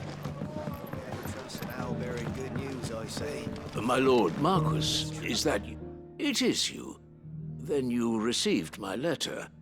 I am Sebastian Rutherford, chief steward of your lord uncle's estate. Of course. We met once before. Yes, my lord. Thank you for coming. And what was so sensitive that you couldn't put it in writing? 1,000 apologies, my lord. I did not mean to offend. I merely... It's all right. Continue. I am here at Martha's Rest, at the behest of your lord uncle, tasked with learning what I am able of the realm's current state of affairs. And what I have learned is grim. The fall of the Mother Crystals has left Storm in a state of utter disarray. The subsequent darkening of the heavens has only made things worse. Akashic attacks, once unthinkable, are now commonplace. The gears of governance have ground to a halt, and without a steady hand on the tiller, the realm threatens to drift into utter chaos.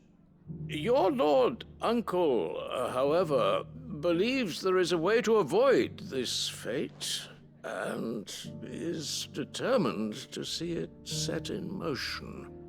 That sounds like quite the undertaking. It is.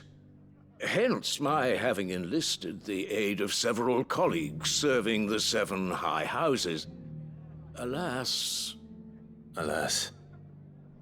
I have lost contact with 2 of those colleagues already. They are both able-bodied and trained in the sword, yet in these dark times, even that may not prove sufficient to keep a man safe on the road. So you want me to find them? I'll need to know where they went. One I sent to investigate the Republic, the other the old Imperial capital of Oriflamme. That doesn't exactly narrow it down.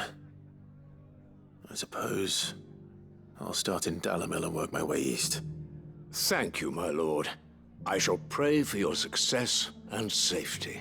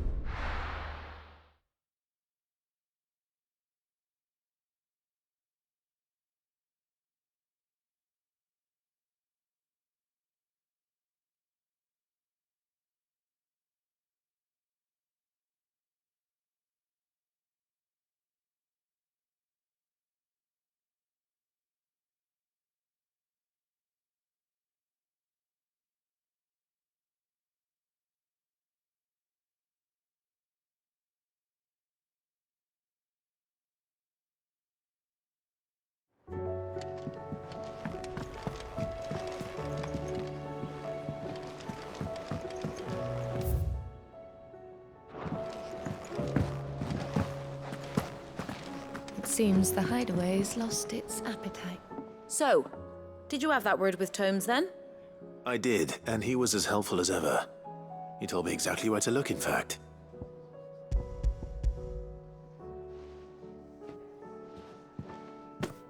And what precisely will I be cooking up? Or is it better not to know? Blueback wyvern liver. And, a herb known as Saint's Bonnet. Ah, wyvern livers, was it? Well, at least it weren't actual worms, I suppose. Now then, you stay right where you are. I've got some cooking to do. Let's hope these grand old chefs of yore knew what they were on about.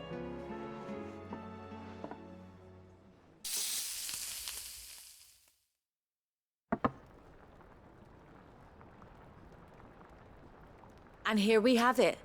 Fried mortress of skyworm. Ivan's offered to make sure it's fit for consumption. Well, I say offered. He as good as begged. And rightly so. Is there any higher honor than partaking in a slice of culinary history?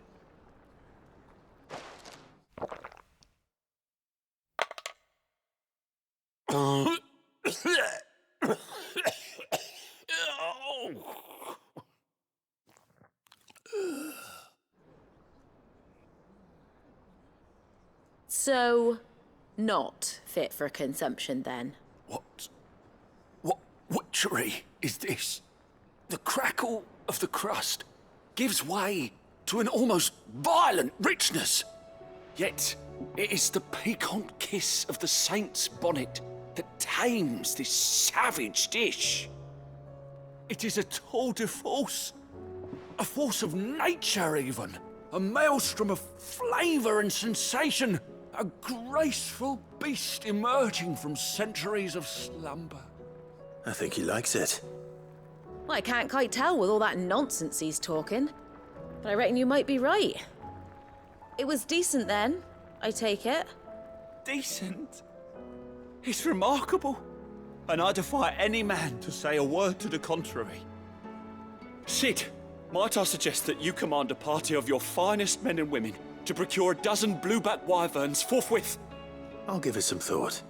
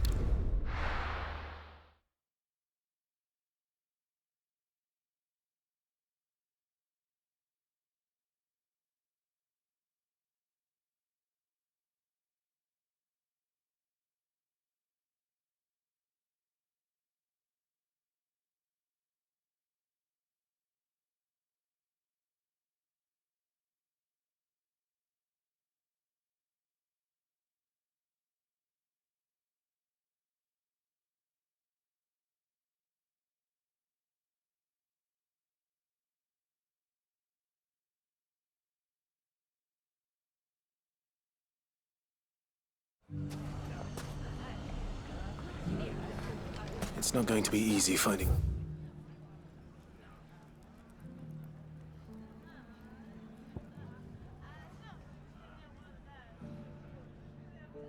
Man in an entire republic.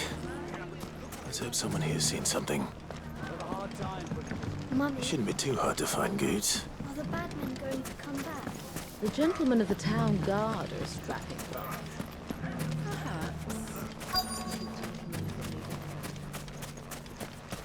Could be I know something more. Clive, listen!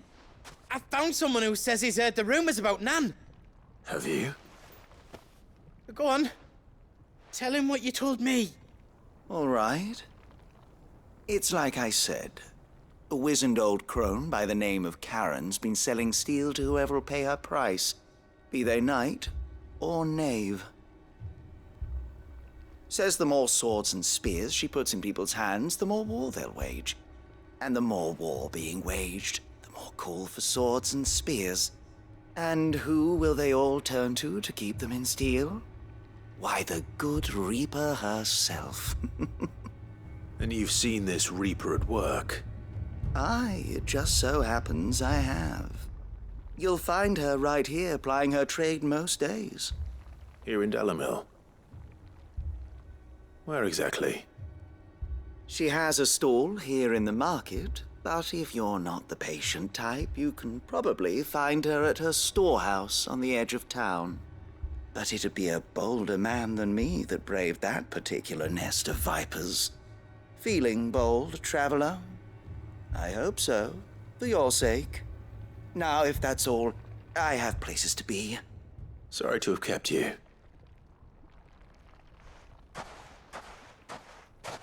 You don't think Nan's the Reaper, do you? Not unless she's discovered the secret of how to be in two places at once. Eh? What do you mean? Lady Karen hasn't left the hideaway in weeks. So who has been running this stall he spoke of? Good question. I'll go and have a look. And I'll visit this storehouse on the edge of town. All right, but be careful, Clive. You too, Goots.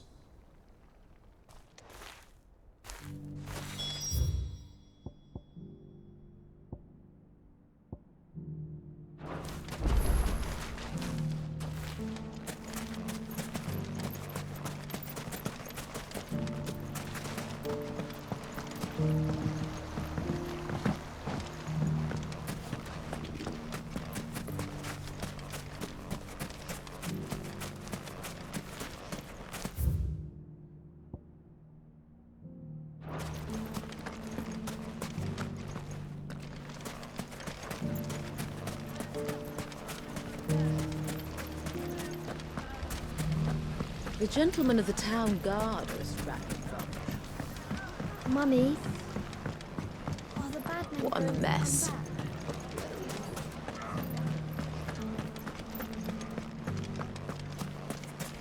You fought very bravely.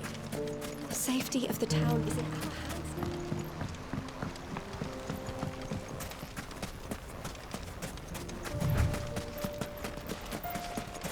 Time to brave the Viper's Nest.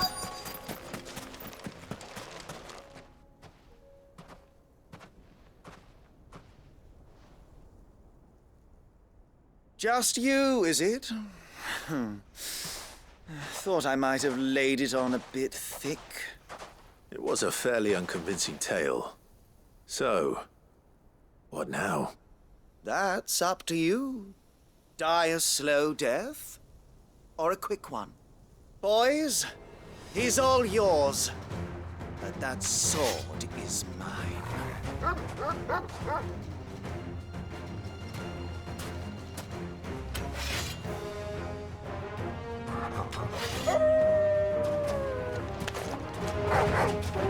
Leave now and we can pretend this didn't happen.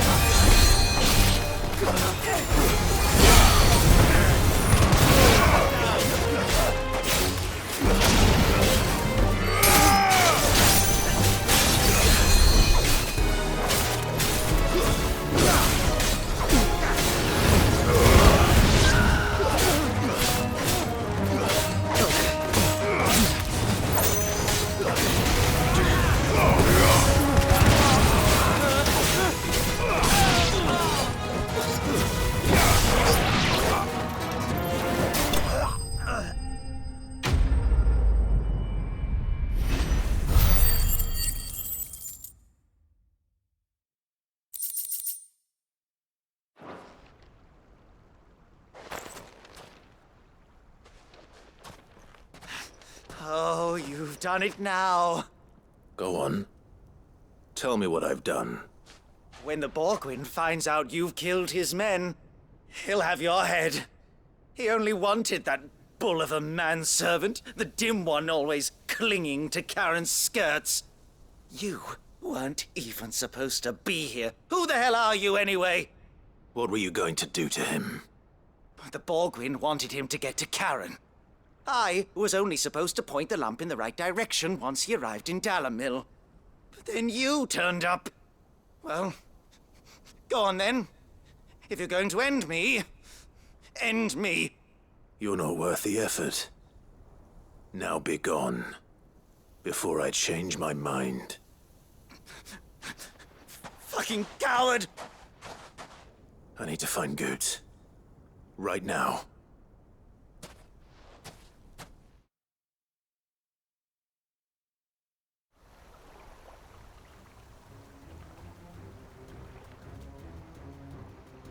Get your filthy paws off me, you naughty-pated lout! Stop calling me names! And stop spreading them horrible lies about Nan! Well, that will be easy enough. For they are not lies. Every last word is true. And she must pay for her crimes in blood! Blood? Goot, are you all right? He's gonna kill Nan! He said she had to pay in blood! After what she did, it is only right. She ruined my life and the lives of countless others. That loathsome harpy's very existence is a crime, and I will not allow it to continue. Goots, was it? I have no quarrel with you. Only with your employer. Run along now. You need not pay for her sins. No. No? I don't care what she did. I won't let you hurt Nan. Promise me you won't hurt her, or I'll kill you myself! Goot, no. Enough, all of you!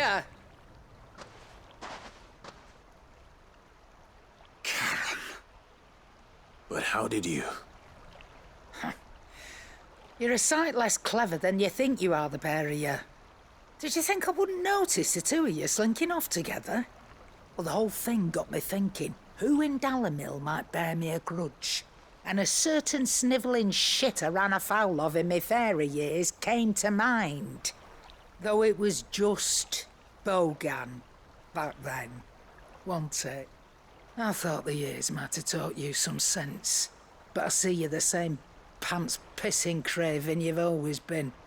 What was it we called you? Wet legs? You bitch! Everything that happened, it was all your fault! And now you'll finally pay for what you did to me!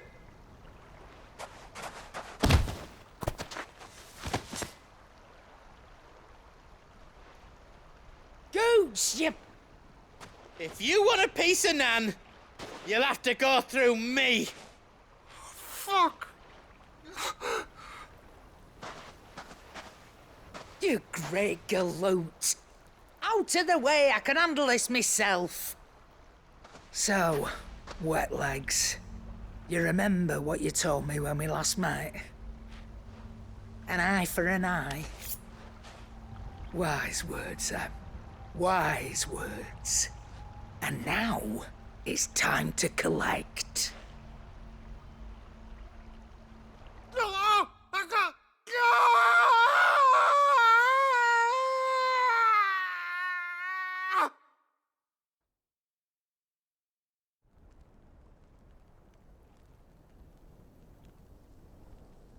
Sorry to keep you waiting. Is he... Dead? No. But I reckon he wishes he was. It isn't easy going through life one eye short of a pair. After all, I should know. You don't mean... Oh, don't tell me you didn't notice. Lost it to old Wet Legs back when we were working the same routes. Said I'd stolen from his strongbox. I'd done nothing of the sort, mind. But that didn't stop him taking his little revenge. So I took some of my own. Sorry, lost everything. His coin, his clients. Always knew he'd be back one day to claim his due. But he crossed a line dragging poor Goots into this. He didn't hurt you, did he? No, Nan. Still got all my arms, see? Legs too. But what if he comes back again? What if he does? First we take the other eye, then we work our way down. He'll learn his lesson soon enough. But something tells me the Wet Legs has learned it already. Right. Let's get you back to the hideaway. You've attracted quite enough attention already. Ta-ra, Clive. Remind me never to cross you, Karen.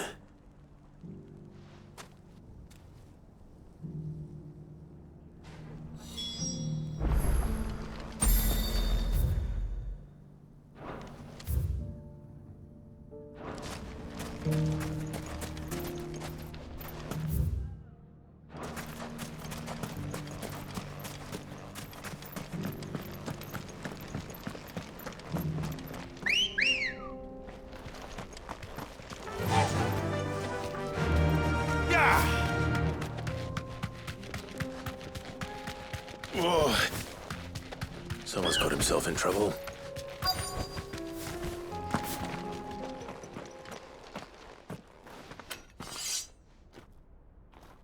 I don't see your master here, so you can start by giving us all the coppers in your purse. I already told you, I have nothing. Then maybe we'll take that pretty outfit and the steel you're wearing. Please! These men are trying to rob me! I'll deal with this. Thank you. You that one's master, then? If you'd kindly pay the coin he owes us, we can pretend you didn't draw your blade on Republican soldiers. Or you can go back to your garrison and I won't report you to your captain. Oh, you're more than welcome to. He hasn't had many visitors since we slit his throat.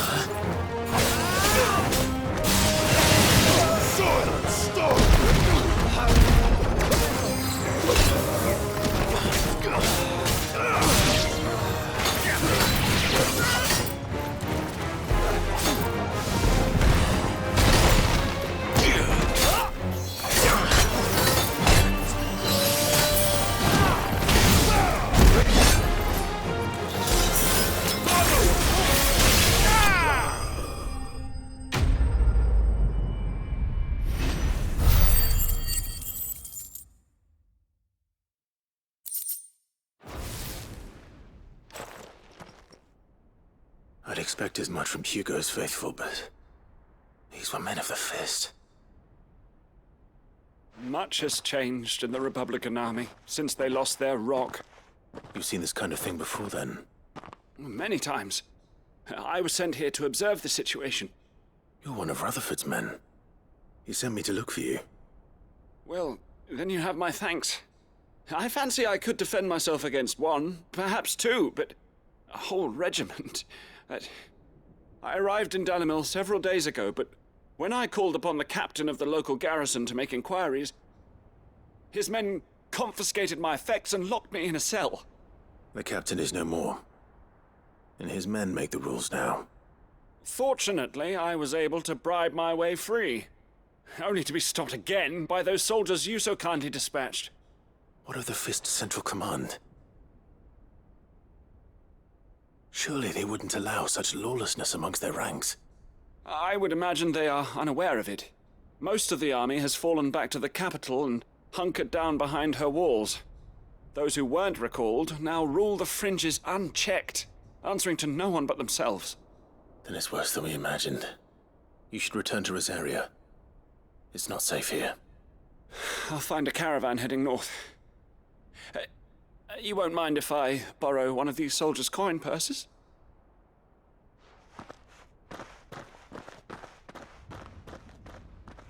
Not at all. Now, to find this second associate of Rutherford's.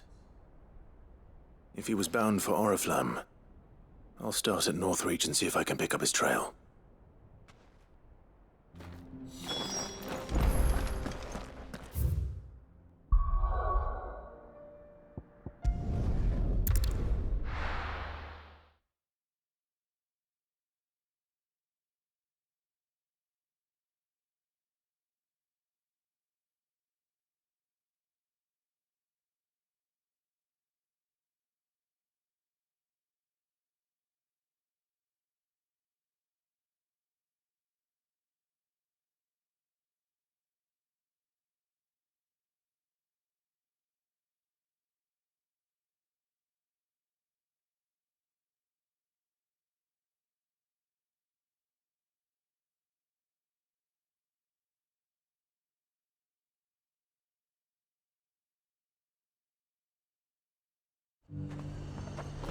There's a lot of road between here and the capital. Rutherford's man could be anywhere.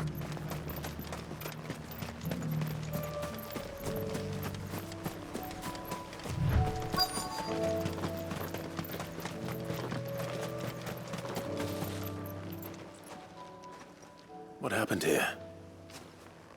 If you're with the others, they've already relieved me of my belongings. I'm not. I'm looking for someone who was sent here by a man named Rutherford. And then you found him. I'm Alistair Rockford, attendant to the Lady Ariane of House Wellesley. Of the 7 high houses of Rosaria. It's been a long time since last I saw my great-aunt. Is she well? My Lord Marquis? Yes. Yes, she is. The Lady Dowager has granted me leave to assist your uncle's steward. I was on my way back from the old capital when I saw some villagers being robbed on the road here. Bandits?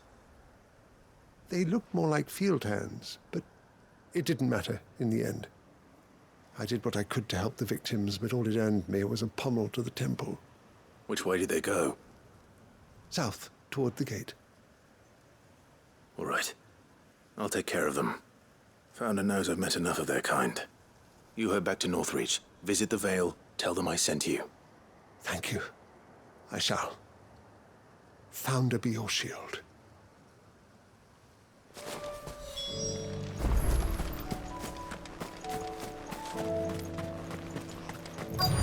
They just couldn't resist, could they?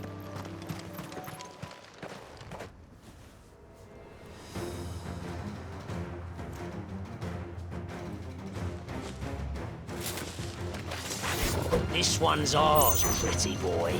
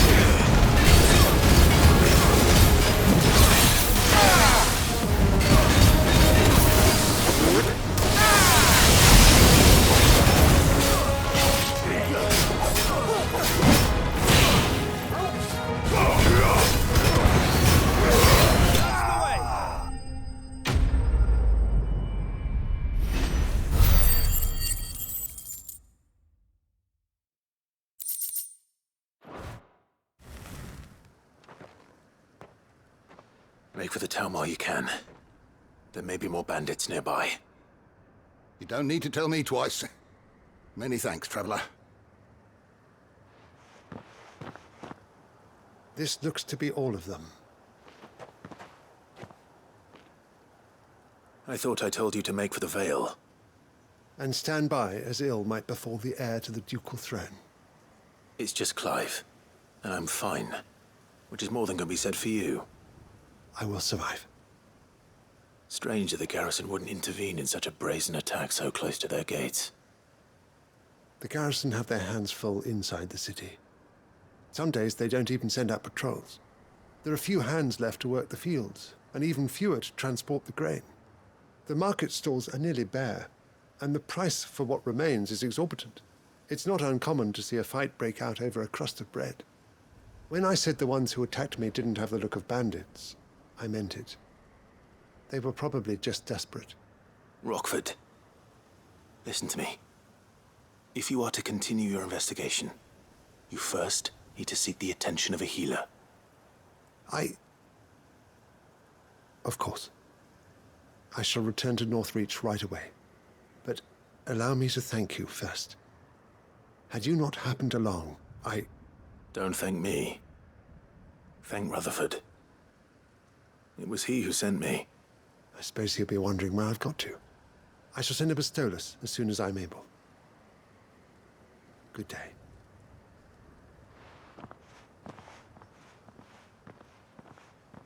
My uncle certainly has his work cut out for him. If it isn't already too late.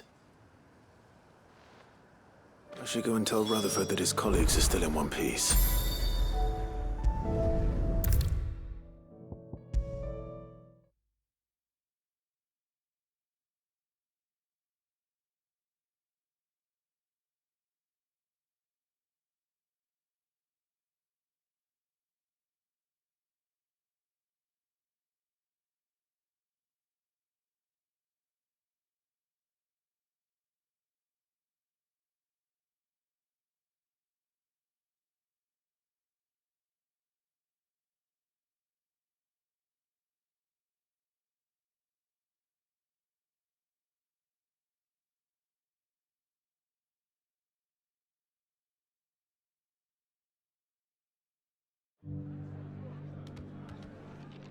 I see you're still here. The Rest's location affords a constant flow of traders, and with it, a constant flow of information. Speaking of which, I received word from both my associates. They have resumed their investigations, thanks to you. I only happened to be in the right place at the right time. They both seem to think the realm's prospects rather grim. I am afraid that grim would be putting it lightly. Storm is in crisis, and if we are to free her, we must work quickly. And we must work together. Such is your Lord Uncle's wish. As it is mine.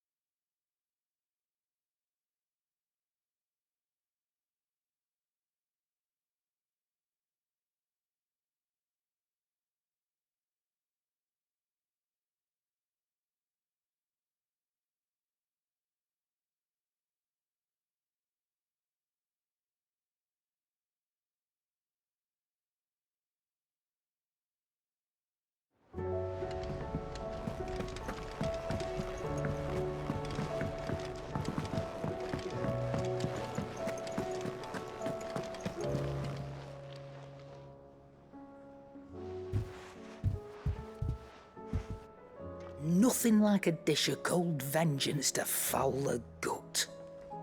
I'm sorry, Nan. I didn't mean to make things worse. I just thought I had to protect you. Like you've protected me. Aye, well, someone had to. Your parents certainly didn't give a whit for your well-being. Reckon the both of us would be worse off if I'd not taken you on. You've always been me right eye, Goots. And I'd have you stay that way. So don't you dare go looking for trouble again. Well, I will. If you ever need help, I'll do it again and again, and you can't stop me. Why, you big lump. Fine. Play the hero if it makes you happy. Thanks, Nan. I won't let you down. There's nothing he wouldn't do for you. That's as maybe. But if he's ever to make his own way in life, he'll need to start looking out for himself as well. Till then, he'll need people to watch his back, just like you did in Dalamil. Don't think I didn't appreciate that. Of course. His family. Stop it. You make me one good eye, mister. I don't go thinking that'll do you any favours. A potion today'll cost you the same as it did yesterday.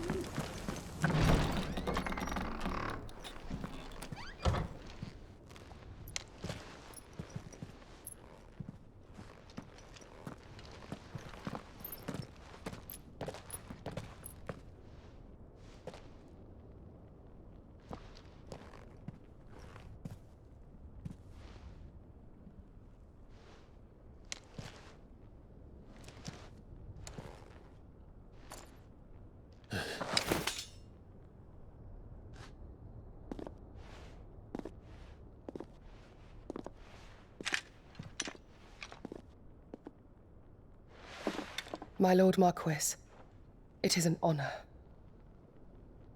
I am Yotei, Knight of the Undying, charged with the protection of His Grace Joshua Rosfield, Keeper of the Flame of the Phoenix. Of course. It all makes sense now. Would you care to elaborate? The Undying are loyal servants to the ducal throne. Or more specifically, to its heir. They have served our family for generations, albeit from the shadows. Since their inception, they have been tasked with the preservation and enactment of the rites of ancestral communion. After the events at Phoenix Gate, it was the Undying who delivered me to safety. And since the day I left Rosaria, Yotei has been my constant companion and protector. Without her sword, I would not have survived my journey across the realm. Rise, Lady Yotei.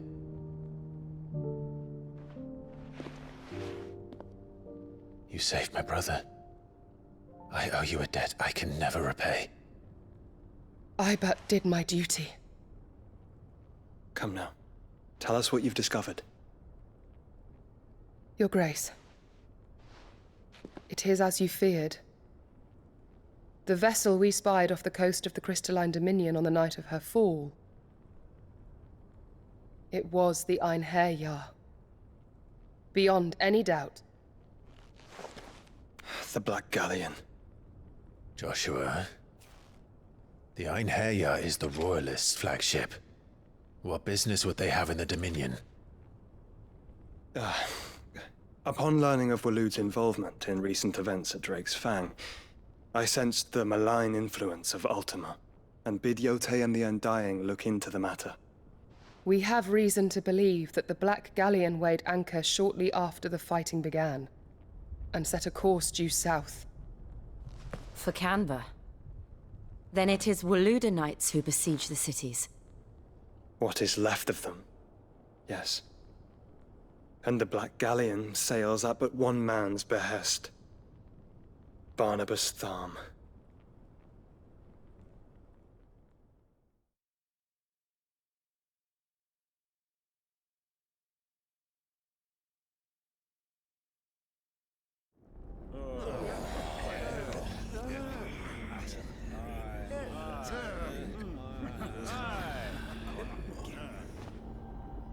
But are we truly safe here in the Agora? The city guard have been paid, if that's what you're implying. All the more reason for them to run. Well, you are free to leave, Lord Minister. Markets abandoned, warehouses aflame, blackened hulls choking every port in the capital. Canva is ruined.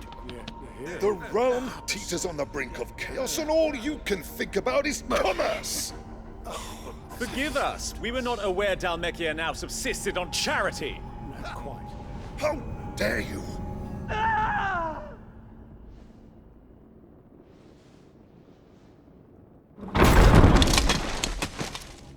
Distinguished members of the Council, you must forgive His Majesty this intrusion. What is the meaning of this? A trifle crowded, but I fear it will have to serve, my liege. Very well. My colleagues, do you not see? The King! He has come to save us from the Akashic!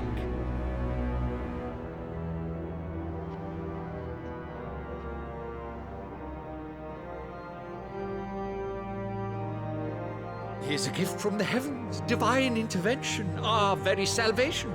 And of course, if it is compensation he requires, we would be most willing to negotiate a fair price for services rendered. Fools. Your ignorance unbecomes you. Your Majesty, correct me if I'm wrong, but I would swear that the fiends washing the cobbles of Canva with the blood of her citizens wear the colors of Waloed. Ha! So you do not deny it. Guards, fetter them! and see our guests to the dungeons!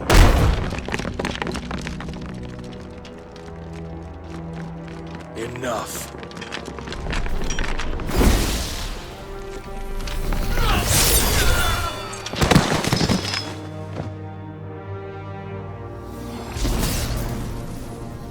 Pathetic creatures.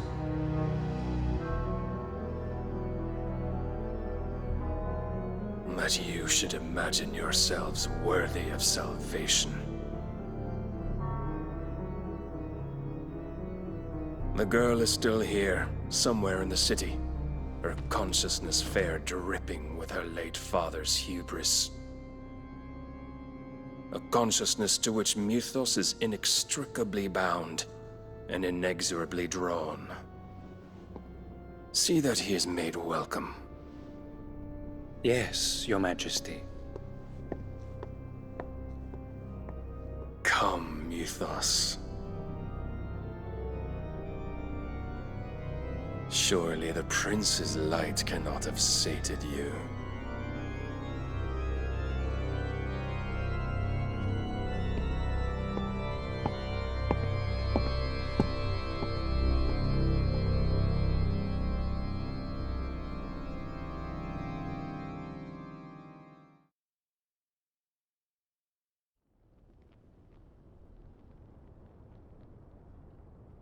So then, how long has Waloed been under Ultima's control? How long indeed? Based on what we know of Barnabas's actions, I would guess some few years, mayhap more. But to what end? What does Ultima want? The tapestry. Show them.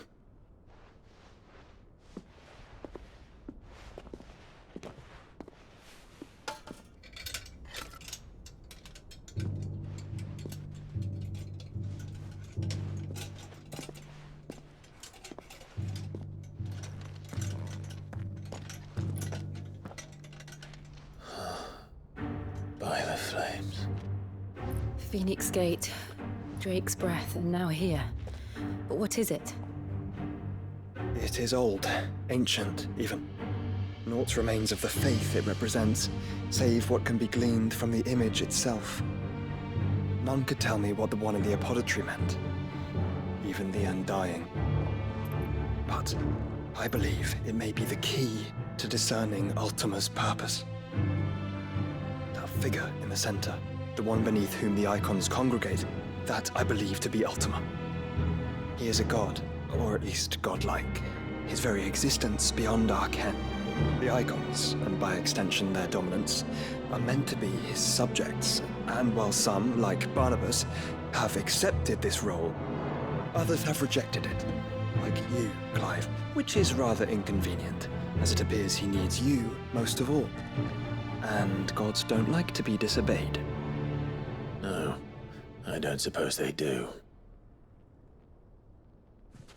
Clive, may I tell Yote of the lake? By all means.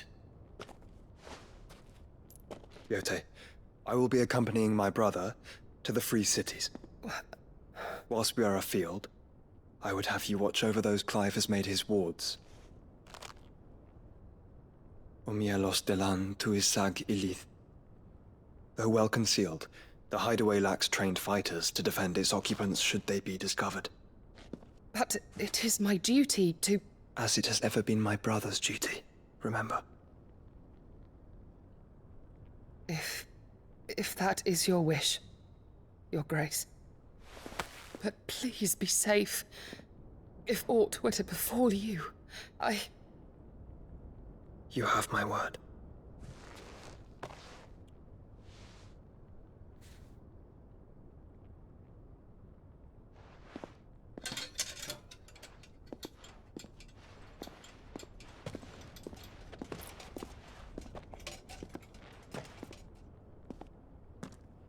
Farewell, my lord, my lady.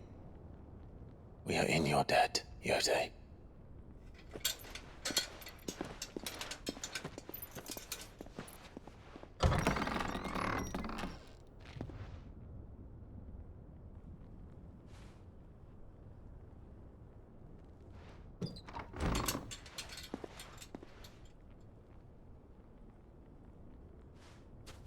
Let's find our friends.